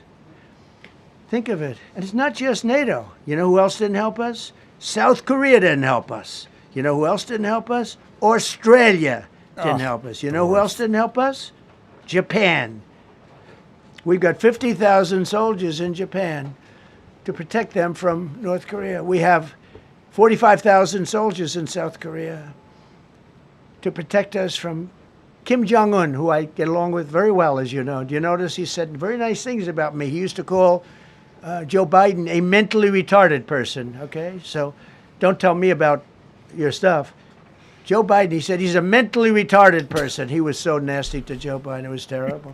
But to me, he likes Trump. And do you notice how nice things are with North Korea? It's very nice. But we have 45,000 people, soldiers, in harm's way, right next to Kim Jong-un with a lot of nuclear weapons. 45, which should have never happened if a certain president, I'm not going to mention this president because I happen to like him, believe it or not, but if a certain president did his job, Kim Jong-un would not have nuclear weapons right now. But they were all afraid to do their job properly.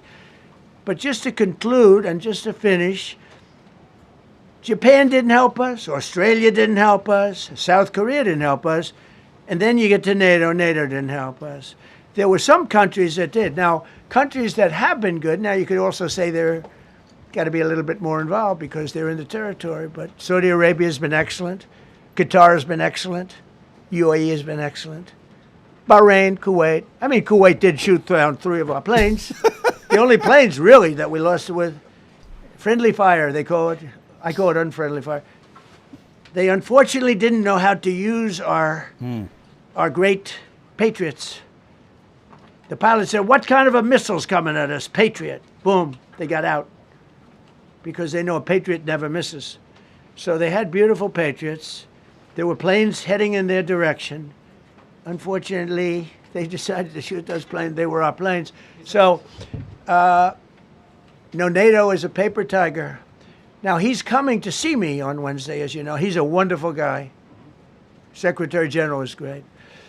And Mark Rutte, he's a great person, but he's got... And it all began with, if you want to know the truth, Greenland. We want Greenland. They don't want to give it to us, and I said, bye-bye. Okay, thank you very much, everybody. There you go. There you go. All right. Thank you. Yeah, keep screaming your question. He's done answering questions. He's been talking for like 2 hours. Oh, that's amazing.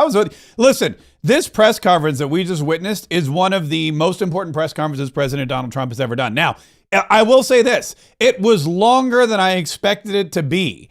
And so if you're listening to the podcast at some time later in life, like right now, I'll be honest with you, it's 2:33 p.m. Eastern time on Monday, April the 6th. If you're listening to the podcast at some time after that, then I'll probably edit a lot of that out because it was a very long press conference. I'll leave some of it in. But here's the thing. A lot was learned from that press conference. A lot of important things. A lot of important things that before the press conference I was going to talk about, but now we know. However, Donald Trump reiterated a couple of big points.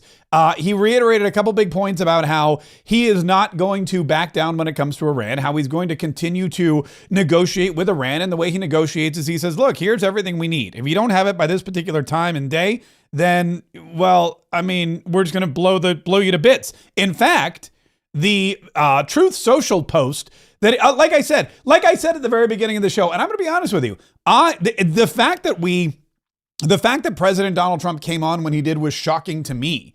You want to talk about shock and awe. You want to talk about surprising the enemy. I mean, I'm not the enemy, but this is exactly what happened. I thought for sure, I said, well, if I start the show at 1 o'clock Eastern time, Donald Trump's press conference is scheduled for 1 o'clock. I go, I'll have 30 minutes to just talk about what I want. Boom. Donald Trump was right there like 8 minutes after. Right at the beginning, which is kind of out of character for him. I guess he's got a busy day. But a lot happened this weekend. So here's what happened this weekend. On Friday, we heard the story that they just discussed in the press conference, which was that Dude 44 was shot down in Iranian territory by Iranian forces. Dude 44 was shot down and both members Alpha and Bravo were missing deep inside Iranian territory, and the hunt was underway to find them. A couple of hours later, we got word that Dude 44 Alpha, the pilot, was found and was brought home, but that left Dude 44 Bravo, the colonel who was in the back, the maintenance specialist who was missing in Iranian territory, presumed to be injured, and everybody knew that the Iranian crazy bastards were on the hunt. For Dude 44 Bravo, and we knew that we had to go get him. That was the thing. So what happened after that was President Donald Trump locked himself in the White House. And all day Saturday, President Donald Trump was coordinating efforts with the CIA, coordinating efforts with the Defense Department or the War Department, coordinating efforts with Raising King, coordinating efforts with everybody. He was probably locked in the Situation Room for most of the time, or in the Oval Office, or just flittering back and forth between both. And he was doing what presidents do. He was managing and executing in a crisis until those soldiers were found. And as you heard, it was a whole day. And Donald Trump had to be there. He had to be ready to go. He had to be ready to give the order. He had to be ready in an instant to say, yes, we are going to put hundreds of American lives at risk so that we can save one American life who is currently at risk. He had to make that order to put our heavy equipment and everything else in harm's way at a moment's notice. He had to watch. He had to understand what was going on. And so he locked himself in the White House. And he didn't come out to see the press, and he didn't go out to see people, and he wasn't seen at this event or that event. It was Easter weekend, and he had to skip a couple of things. And what happened on the left? Did the left say, hey, you know what? We got a president that's doing a great job? No, the left said, something's wrong with Donald Trump. We think he's dead. I'm not joking. This is not hyperbole. This is what the lunatics on the left did this weekend, this Easter weekend, while President Donald Trump Sek War Hegseth, Raisin Kane, and thousands of men and women in the American military were out there searching for and rescuing in one of the most daring acts of valor and courage ever witnessed in our American military history. They were out there risking their lives to save another. And while that was happening, these moronic, lunatic, deranged, paid propagandists on the left were spreading rumors and false claims that Donald Trump was dead. All of them. In a coordinated, paid effort. Ed Krasenstein, who is a twin with this other guy, the Krasensteins. They're like despicable people. Breaking. Speculation is rising that Donald Trump is at Walter Reed Medical Center. Donald Trump was not at Walter Reed Medical Center. Keith Edwards. Holy schlit. The White House kicked press out and the roads in D.C. were closed down earlier this morning. What's going on with the president? Here's Brian Krasenstein, the other despicable Krasenstein. Breaking. Many are speculating that Trump has paid a visit to Walter Reed Hospital because of his lack of presence during a major war, his absence from Mar-a-Lago during a weekend, and the fact that the White House has issued a lid on the press for the day. Additionally, his social media presence has been slow. Now think about this particular idiot. How many times have we heard complaints that Donald Trump goes to Mar-a-Lago every weekend, even though it was a holiday weekend? How many times have we heard people complain that Donald Trump isn't in Washington, D.C.? He's at Mar-a-Lago playing golf. He's at Mar-a-Lago doing a fundraiser. He's at Mar-a-Lago this, Mar-a-Lago that. I mean, let alone Mar-a-Lago is, number one, his house, and number two, fully equipped to take care of whatever. They started this war at Mar-a-Lago. They could finish it there, but that's neither here nor there. They used to complain that he was going to Mar-a-Lago. Now they're suspicious that he's not there. Trump has paid a visit to Walter Reed during his lack of presence during a major war. Wait a minute. Lack of presence? He was there the whole time. In fact, it wasn't that he was not present. It's that he wasn't present in front of the cameras. He was putting aside all of his social endeavors. He was putting aside all of his special appearance. He was putting aside all of his media opportunities because he was doing what presidents have to do. They have to maintain composure and give orders during major military operations. And the fact that the White House has issued a lid on the press for the day. Well, on Friday, they often issue a lid. And if there's top secret, here's the other thing too. And Donald Trump said it in the press conference. Raisin Kane said it in the press conference. If there's a major operation going on, you don't want the press snooping around. They already had a leak. Think about that. If this Krasenstein fool knew anything about anything, he would say, okay, somebody leaked something to the press, and that put the pilot's life in danger, as President Donald Trump told us. And we're going to find out who that was. Donald Trump said, we're going to find out who leaked it. We're going to find out who that was. We're going to get to the bottom of it. We're going to make sure that they're punished. And this is national security. This is life and death. And so, of course, they're going to put a lid on the press. Why? They don't trust the press. And there's a major operation going on to save our pilots. Additionally, his social media presence has been low. Well, Donald Trump changed that with a particular tweet or a particular truth post that came out later. Scott Downs, my son broke his elbow today at pickleball practice. I would never, by the way, embarrass my kids. I mean, I don't care how much you hate Donald Trump. This is just embarrassing to Scott Downs' son. My son broke his elbow today at pickleball practice. We took him right to Walter Reed Hospital and saw 11 armed vehicles pull up at the same time. Donald Trump is clearly at Walter right now. I bet he slipped and fell. Red Pill Media breaking. Reports claim that Trump has been admitted into Walter Reed Medical Center and may be in critical condition. Nobody reported that except for this idiot whose son broke their arm playing pickleball. That's the only person who reported it. And this Red Pill Media verified account on X, which I'm going to be honest with you, that's a problem right there. Reports claim that Trump has been admitted to Walter Reed. Donald Trump is at Walter Reed Medical Center. No, Donald Trump is not. And look, it's on and on. JoJo from Jers. This woman, holy cow. I've known a lot of annoying Karens from New Jersey and other states, but she's the worst. Is Donald Trump at Walter Reed right now? She asks the question knowing the answer's no, but she does it in a way that gets other people to start asking that question. It's true. There are rumors that Trump was secretly rushed to Walter Reed Hospital earlier. It's true. If this see, he writes, it's true. It's true twice, but it's not true. It's true. If this happened, the Trump White House would almost certainly cover it up until they could no longer. However, there appears to be no basis for the rumors that Trump is currently in the hospital. Look at this guy, David Parkman. And again, this guy is a trained media operative. He's a propagandist. Just the way this was written, it's true. It's like writing breaking news or confirmed. There are rumors that Trump was secretly rushed. Okay, so it's true that there are rumors, which means what? Absolutely nothing. It's true. If this happened, the Trump White House would almost certainly cover it up. Says who? How would they cover it up? Why would they cover it up? What would lead you to believe that they would ever cover it up? What have they ever covered up before? And then the very last line, if you can make it all the way through. However, there appears to be no basis for the rumors that Trump is currently in the hospital. On and on. Mark Slapinski. Breaking. There are credible reports that Donald Trump has been hospitalized. No, there's not. Not a single one of these reports is credible. And it goes on and on and on. Brooklyn Dad Defiant. This guy's a real loser. Folks are saying Trump is currently at Walter Reed Hospital. Isn't that something the American people are supposed to be notified about? First of all, no. Second of all, he wasn't. So, I mean, it was insanity. So while Donald Trump is doing his job, while Donald Trump is helping save the military, all of these paid political Democrat operatives are trying to spread rumors that he is dead or dying or in critical condition. All unsubstantiated, all lies. And a lot of these people are paid, by the way. A lot of these people are paid. And so what we learned from that press conference is that Donald Trump was not at Walter Reed. He was not in critical condition. He's doing just fine. He was hunkered down in the White House, making sure that the people he was sending into harm's way to save our American fighting men and women were coming back okay and doing an incredible job, and they were.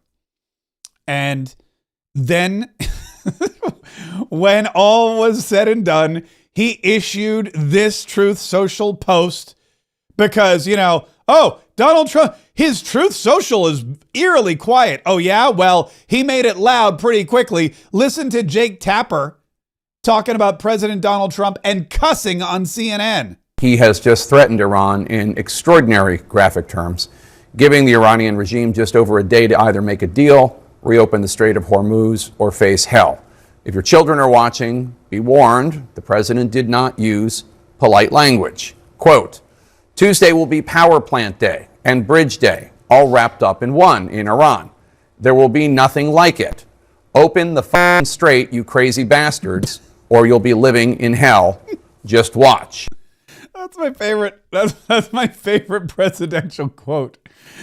Open the strait, you bleeping bastards. That's got to be. Look, there's been a lot of, and we always talk about the great presidential quotes in history. There's been tons of them. There's been, ask not what your country can do for you, but what you can do for your country. Speak softly and carry a big stick so that, this country, so that one nation under God shall not perish from the earth. All the things. And then, of course, there's this one. Open the f***ing strait, you crazy bastards. It's like the evolution of Reagan. Remember Reagan? Ronald Reagan? Mr. Gorbachev, tear down this wall. Classic line, right? Classic line. Worked great. Donald Trump has enhanced that a bit. Open the f***ing strait, you crazy bastards. What if Reagan had said that? Mr. Gorbachev, tear down this effing wall, you crazy bastard. I don't know if it would have had the same. I don't know if it would have had the same effect. But that's, again, this is Donald Trump for you. This is how he speaks or tweets or truths, I guess, is what it is. And so that was the week. And then, of course, we found out everything was fine. And then it was Easter and we had ham and eggs and people were coming home and Donald Trump was okay. And then today there was the Easter egg roll followed by this massively important and very long press conference. By the way, if you think that Donald Trump is not okay, if you think something happened over the weekend, I can tell you Donald Trump is not only okay, but I've never seen him better. I think that this military operation, this successful operation to retrieve these two downed airmen, Dude 44, Alpha and Bravo, I think that this successful operation has reinvigorated his spirit and energized him because he was having so much fun at the Easter egg roll today, and no one benefited more than the kids that were there. The kids that were there with Donald Trump, I mean, think about it. If this operation had gone the other way, or if it were still going on, or if we'd lost any of these pilots, or lost any other soldiers in this operation, it would have been a totally different president. But he was having a blast at the East. Listen to this. This is him. Where's the first one? This is him. Listen, this kid comes up and says, "You're the best president." Listen to Donald Trump's response. What's going on with Easter egg? Donald Trump, you're the best president. Thank you, honey. I agree. Thank you, honey. Donald Trump, you're the best president. Thank you, honey. I agree. What's going on with Easter egg? Donald Trump, you're the best president. Thank you, honey. I agree. Yeah, thank you, honey. I agree with that statement. You're very smart. You're a very smart kid. Then he started signing. He was just sitting there with the kids for like hours. He started to sign autographs, and then look, he gave a girl a pen. Listen to this. Who wants a pen? That's a lot of money. Yeah, she gets a peach. Donald Trump gives her the pen, and he goes, "That's a lot of money I just gave you." That pen, in fact, all the autographs. He said, "Listen to this." He said he started signing autographs for kids because they all wanted one, and then he announced how much they could get for them on eBay. I can sign autographs. And then tonight you can sell them for $25,000 on eBay. Can you sign mine? Sign mine. I'll sell. Carolina, do you want to give her? Donald Trump, these kids are like, some kid goes, "Can I have your autograph?" He goes, "Yeah, I'll sign your autographs. You can sell them for $25,000 on eBay." And the kids are like, "Sign mine, sign mine." This is what kids are like. They know what eBay is. They know what $25,000 is. They know how valuable President Donald Trump's signature is. And they know that Joe Biden could never have done this. Why? Because Joe Biden used the auto pen. How do they know that? Because President Donald Trump told them. In fact, this is my favorite new Easter tradition. Every Easter, I want this to happen. Every Easter, I want kids to gather at the White House for the Easter egg roll. And I want the President of the United States to sit down and tell them the story of President Joe Biden and the auto pen, just like Donald Trump did today. Biden would use the auto pen. He'd have an auto pen problem. Joe Biden, he didn't sign. He was incapable of signing his name. So they'd follow him around with this big machine, you know what it's called? An auto pen. And he'd have the auto pen signed for him. He'd take the paper, hand it to his guys, sign it with an auto pen, give it back. It's not too good, right? Yeah, look at that. So Joe Biden, I'm going to sign this for you, and then you can set. And Donald Trump, he understands. He understands capitalism. He goes, "I'm going to sign this for you, kid. You can either keep it, or you can sell it on eBay for $25,000. The choice is yours." But you couldn't do that with Joe Biden because Joe Biden had an auto pen. He would take the piece of paper, whatever it was, the important document. He'd hand it to his guys. They'd get the auto pen to send it. They'd hand it back. The auto pen would sign it. They'd hand it back, and that was it. And then no one's going to pay for that. And these kids are sitting there going, "Wow." But see, this is why it's important. This is why it's important to teach the kids the truth. This is why it's important to know the truth. This is why it's important to explain to kids that not all presidents are created equal, and some are better than others. And that's why this kid walked up to President Donald Trump and said, "You're the best president," to which President Donald Trump said, "Thank you, honey." What's going on with Easter egg? Donald Trump, you're the best president. Thank you, honey. I agree. Yeah, and that was just hours after he, of course, posted on Truth Social. Open the phone straight, you crazy bastards. I love that. Donald Trump he's a chameleon. He's comfortable in the locker room. He's comfortable at a party. He's comfortable on the news. He's comfortable at an Easter egg roll with a bunch of kids, and he can just kind of blend in with anybody. Very charismatic, very charismatic, and understands what's going on. And that's why people understand and support his decisions. In fact, he was taking questions outside the Easter egg. He took a bunch of questions. One of the questions he took was about what's happening with Iran. And of course, we kind of got more in-depth resolution in this press conference. But here's what he said right before the press conference at the Easter egg roll. Mr. President, when you say the American people don't want that, how do you know that? Are you listening to polls? Well, I tell you what, I'm pretty good at this stuff, and I go around and I check. They'd like to see us win and come home. And I appreciate CNN for the first time maybe in my life. They did a poll, and everyone's saying, "Oh, is Trump losing MAGA?" No, I'm not losing MAGA. MAGA loves what I'm doing. And CNN did a poll of MAGA voters, a big poll, very important poll, Harry. And he went on, he said, "This is amazing, 100% support." He said, "I've never had a 100% poll at anything before." And that is true. We cover that poll. In fact, you know what? I have it right here. It is right here. Yeah, you know, sometimes you look at the polling data and there are numbers that just jump off the screen at you, and this is one of those. Because just take a look here. MAGA GOP view of Trump. Approve 100%. 100%. If you are a member of MAGA and the GOP, you approve of Donald John Trump. 0% say that they disapprove. This is of course this is Donald Trump watching CNN and saying, wow, you know what? They may not be too bad. And I imagine that there's a bunch of people at CNN who are now angry that Donald Trump likes CNN, and they're probably doing some nasty things to Harry Enton's office, because now Donald Trump is all like, hey, you know what? CNN, they're not bad people. Percent support. He said, I've never had a 100% poll at anything before. And do you support Trump, MAGA people, which is, by the way, mostly Republican. And if you look, I would say MAGA makes up a majority, like about 95% of the Republican Party, all right? So they went out, they did a poll, and CNN came back 100% support. Yeah, so there you go. So that was pretty amazing. That was pretty wild. But that was the weekend.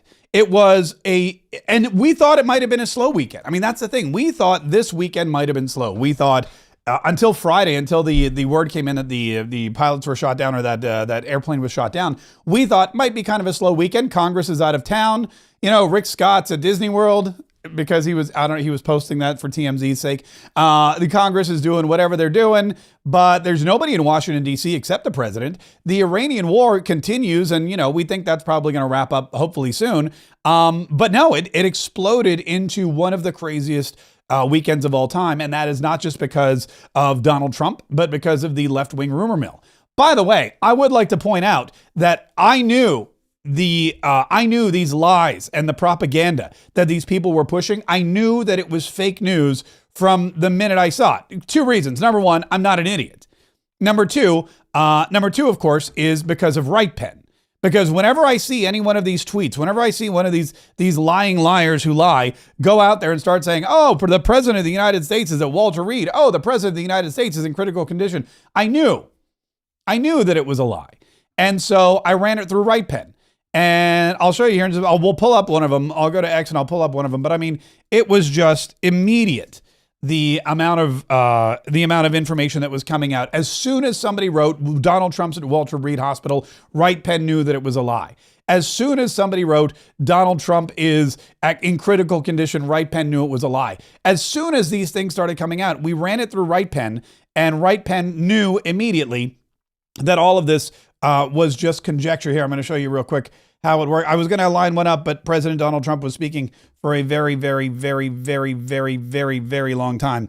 So I'll pull one up here in just a second. In the meantime, you can go to rightpen.ai and you can see how it works for yourself. Rightpen.ai. And I will tell you something about RightPen. Oh, here we go.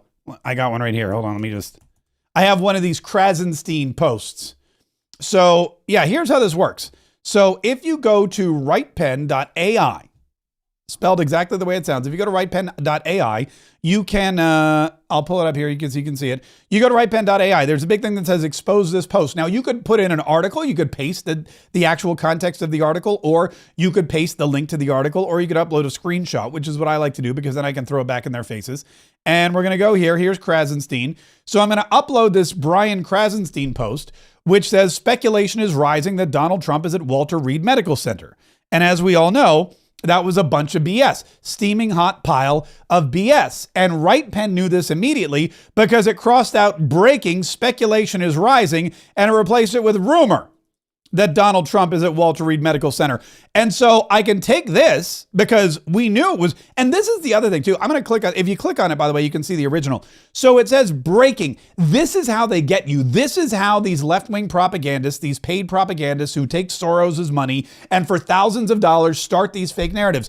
Instead of writing speculation is rising, or instead of writing, I heard a rumor that they write breaking. And just by utilizing that word, the mind, the psyche of the uneducated or the regular, ex-post reader or crazy Democrats, they're going to go breaking. Oh, if it's breaking, then this is news. This is confirmed. The use of the word breaking is propaganda. The use of the word breaking is spin. This is how they get you. And it's not just these lunatics online. It's also the big media companies too. But RightPen crosses that right out. It literally corrects the internet in real time. It's an amazing technological advance. Rumor that Donald Trump is at Walter Reed Medical Center. Now, it goes further. Underneath it, it tells you the actual truth, what they left out, what they're lying about, and it gives you bullet points that you can use then to community note or to fact check or to fight back with or to just comment, all these kinds of things. Ed Krasenstein labels unverified speculation as breaking news, a tactic designed to alarm followers and drive viral engagement. See, again, the right pen knows this is clickbait. This is by calling it breaking news, but then telling everybody, oh, it's unconfirmed. You're using the breaking news idea or the importance of a breaking news story or event to draw attention to and virality to a post that you know is wrong. This is why they're propagandists. Again, he gets paid for these things. This is how he makes money. Number two, there was no confirmed sourcing, no official statement, and no evidence Trump was at Walter Reed at the time of the posting. Yet he has the audacity to write, breaking, Donald Trump is at Walter Reed Medical Center. There was, here we go. Framing a rumor as breaking news with 13 million impressions is deliberate misinformation dressed up as journalism. I did this with I'm not going to do 20 of them right now. You can go do it yourself. Go to rightpen.ai. I did this with 20 of these people. All the same stuff over and over and over and over again. The same thing. They never change and they never stop. And the more Donald Trump does, that's good, the more they're going to try to discredit. And it's not even discrediting them. I mean, think about this. This is a weird thing to do.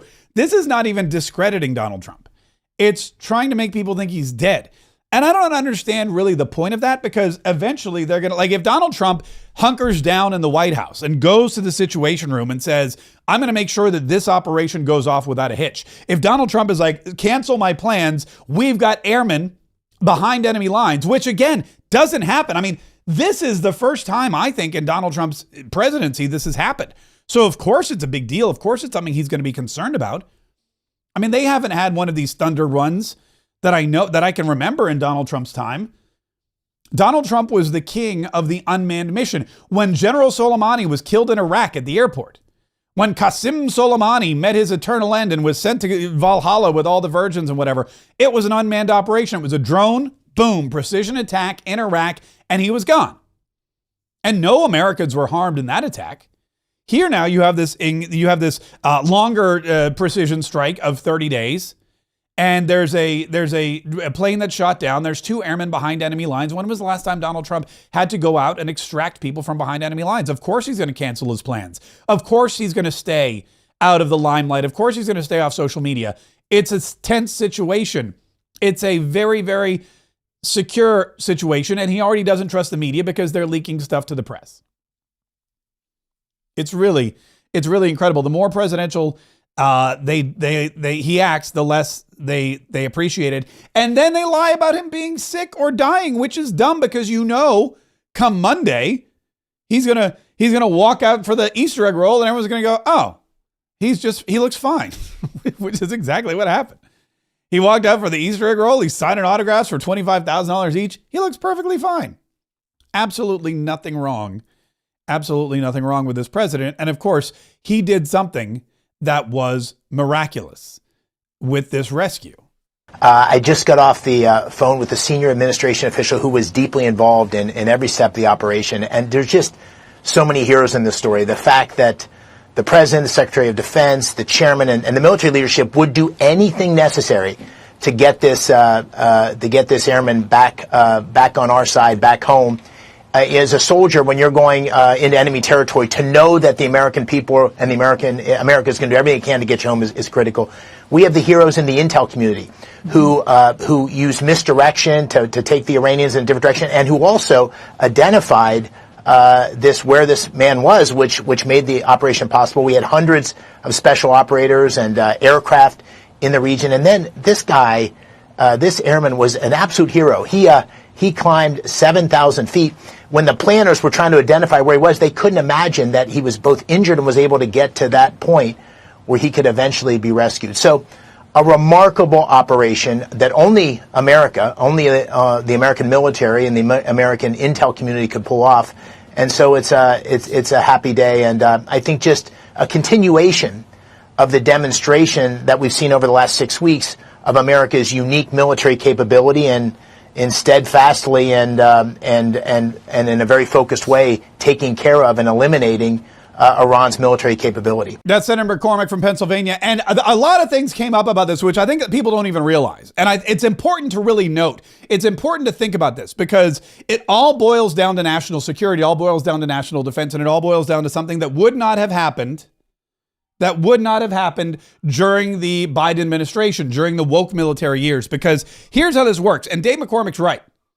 And Raising Cane was right. Everybody was right. When you think about it, the real hero in this story was Dude 44 Bravo. That's the colonel who was the technician on board, who was the second to be found, who had to climb and traverse these rocky hills, had to get to high ground, had to hide out in a cane, had to try to hide out in a cave rather, had to try to avoid getting found out by the Iranian military, all of which was searching for him. I mean, this is an incredible story. But think about this: the easier that Bravo, that Dude 44 Bravo, the easier that he made it for himself to be found, the easier it was for him to be found. Meaning, the less likely someone else was going to get hurt, injured, killed, or shot down. He did everything in his power. Donald Trump said it, his will to survive, his fight to live, his desire to live, his training. He did everything he could. He went above and beyond to save himself. And in doing so, saved others. Why is this? Because in the military, you're trained to know that if you get shot down behind enemy lines, they're coming to get you. Period. They're coming to get you. And so now it's this mental switch that goes off in your head. You've been shot down and you're like, oh my God, I just got shot down. Now all of a sudden you immediately have to switch gears and think, oh my God, more troops are coming here. They're sending troops in behind enemy lines. I have to protect them.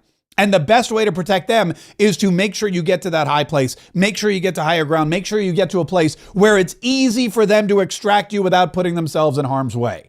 It's a crazy amount of training, and it's something that evidently worked out really well here. And that's what every American man and woman in the military is taught. As soon as you get shot down, know that we will move hell and high water to get you, and you need to be prepared to help as well. You're part of your own rescue mission. And Pete Hegseth said it, Raising Cane said it, John Ratcliffe from the CIA. I really am impressed with the CIA because they did become a paid organization for a lot of these politicians and presidents who just garner information that they could use to broker deals with the highest paying government. It didn't matter if it was a friendly government or an adversary, or it was China or South Korea or North Korea, whomever. Doesn't matter. That didn't matter to anybody. All Barack Obama and Hillary Clinton and Joe Biden wanted to do was get information that they could sell to the highest bidder so that they could build big houses, in Rehoboth Beach or wherever in Delaware. And so that they could build their Clinton Foundation for international blah blah blah, whatever. I don't even know what they did other than just funnel money into their own personal bank accounts. That's what the CIA was for. Now it's actually for gathering intelligence information that's going to help the Army and the Navy and the Air Force and the Marines win wars. Oh, look at this. It's actually now putting together plans to discombobulate and confuse the enemy so that we can be victorious in whatever we do. That's what the CIA was designed to do. And now under John Ratcliffe, it's doing just that. It's really amazing. And the other thing that they said about the Iranian military being totally embarrassed, that's also true. And that's also important. If you're a military and think about what's been happening, right? What have we heard for weeks now? Iran's running around going, we're winning this war. Ha ha. We're winning. The American troops, we're still firing. We still have drones. Ha ha. Sure, maybe we don't have a Navy. Sure, we don't have an Air Force, but we've got a couple of missile launchers and we're going to shoot willy-nilly into our neighbors like Qatar and Dubai, UAE. We're going to shoot at Saudi Arabia. Sure, that's what we're going to do. That's our big plan. We can fight for years. We're not decimated. We have smart people in control. And we will continue to fight as long as it takes. That's what we've been hearing from Iran. But this rescue operation proved that the opposite is true. That deep inside of Iran, you can have every member of the military. You can have every armed Republican Guard or Revolutionary Guard soldier walking around looking for these people. You can have planes. Well, you don't have any planes left. So I guess it's just they're on foot. They're on camels, or I don't even know what they ride. They're horses. You can have people wander. You could put out a call for civilians to hunt down and find this American soldier, this American airman. You could do all of that and still fail miserably because the United States of America is just too great. And they shot down a plane and they killed nobody. They shot down a plane. They killed absolutely nobody. And now, as a result, they're going to feel the heat. Open the phone straight, you crazy bastards. Or all hell will break loose. And of course, Donald Trump gave them 11 days. They wanted 7, they got 11 days. And that ends tomorrow, Tuesday at 8 p.m. And if they don't come to a deal, then in the next 4 hours, they'll be gone. So a lot to stomach with that press conference, a lot to handle, a lot to talk about. And it'll be a very, very interesting couple of next days. Now, the other thing I did want to point out, there's one more thing about RightPen, which makes it very valuable, is that there are a lot of AI tools and bots out there, but most of them are built on woke AI platforms. This is the only one that's been trained to be anti-woke and has been trained to be unbiased and to cut through the truth. And I know that because I've trained it myself. Now, this is version 1, and version 1 right now is $6.99 a month. We bill that annually. But we're working on version 2, and version 1 is amazing.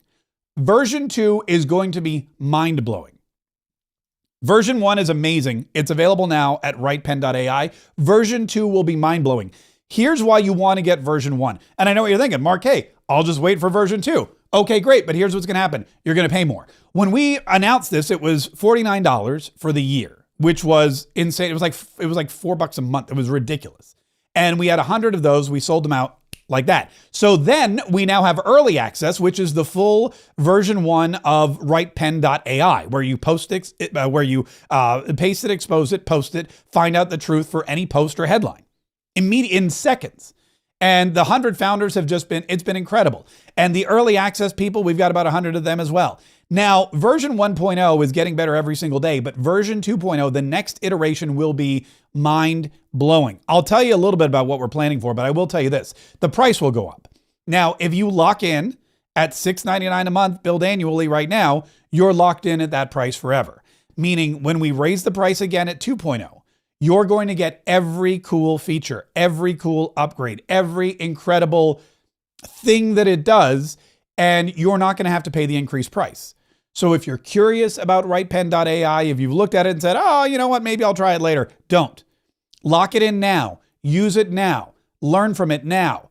Wield it like the weapon that it is now. And then when we upgrade, you'll be locked in at the much lower price of only $6.99 a month. Again, that is billed annually at rightpen.ai. I'll tell you an idea I have, and I'll tell you, we're going to make this happen.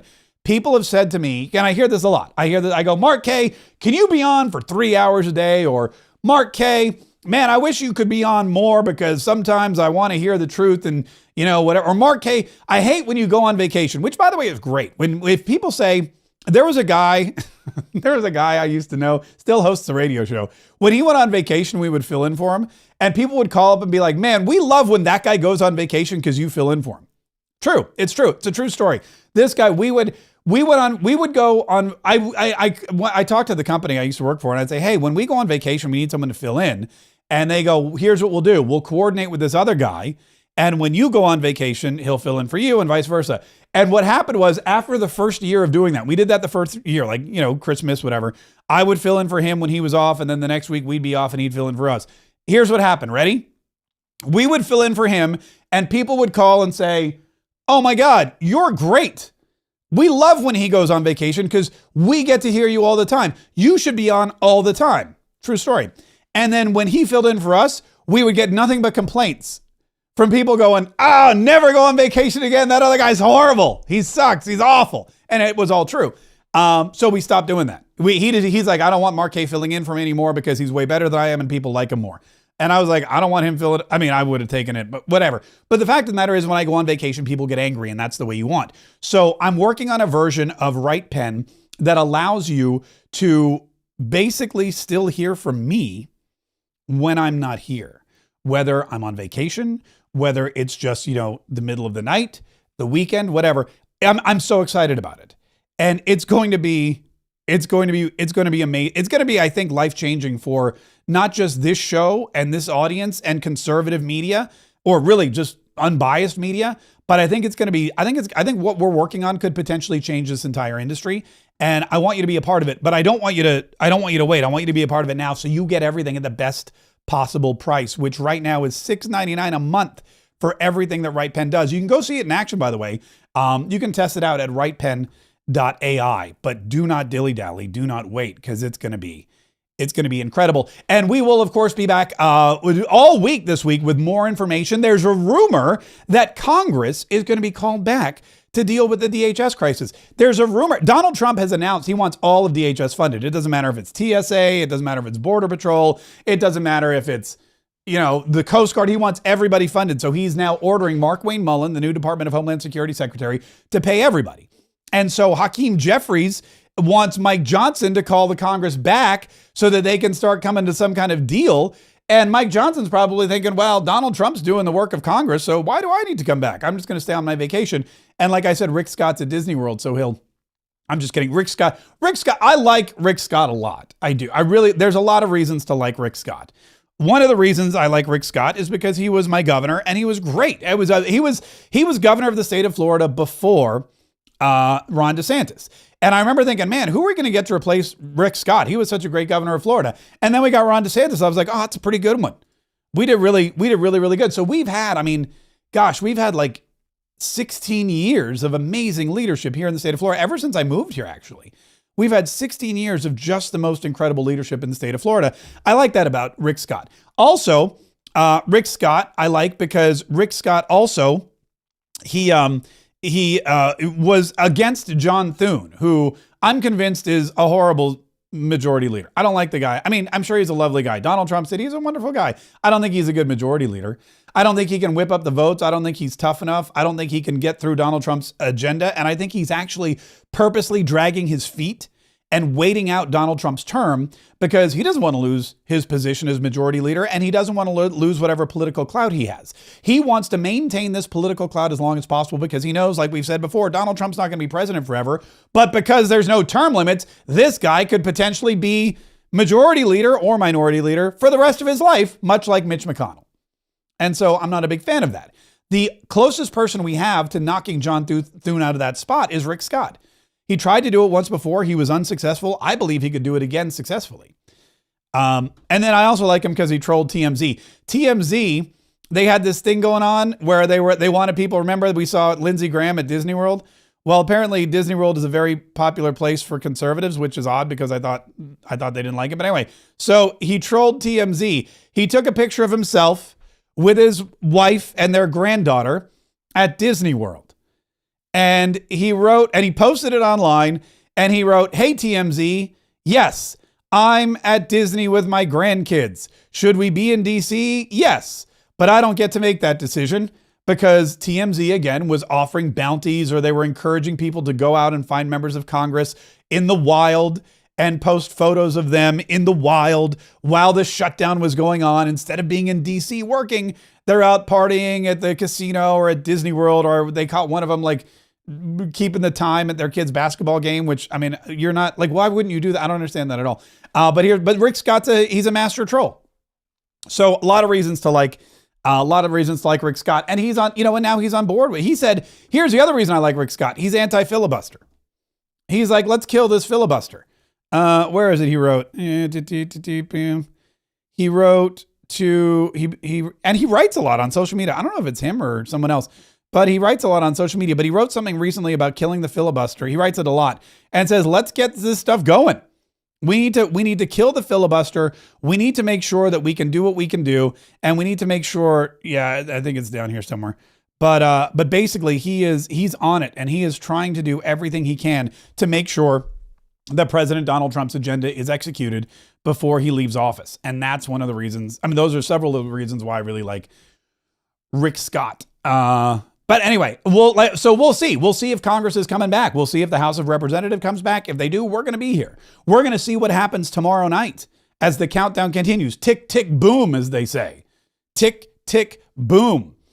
In the meantime, what you need to do is you need to, first of all, subscribe to this channel. If you're watching on YouTube or Facebook or Rumble, wherever you happen to be, make sure you're subscribed because we post content all the time. And if something breaks or if there's something that you need to know about immediately, or if there's a really long press conference that we want to take live, we're going to do that. And you need to understand, you need to make sure how that affects you. And we're going to be here to decipher it all for you. And of course, when we're not here, get Right Pen right now before the price climbs.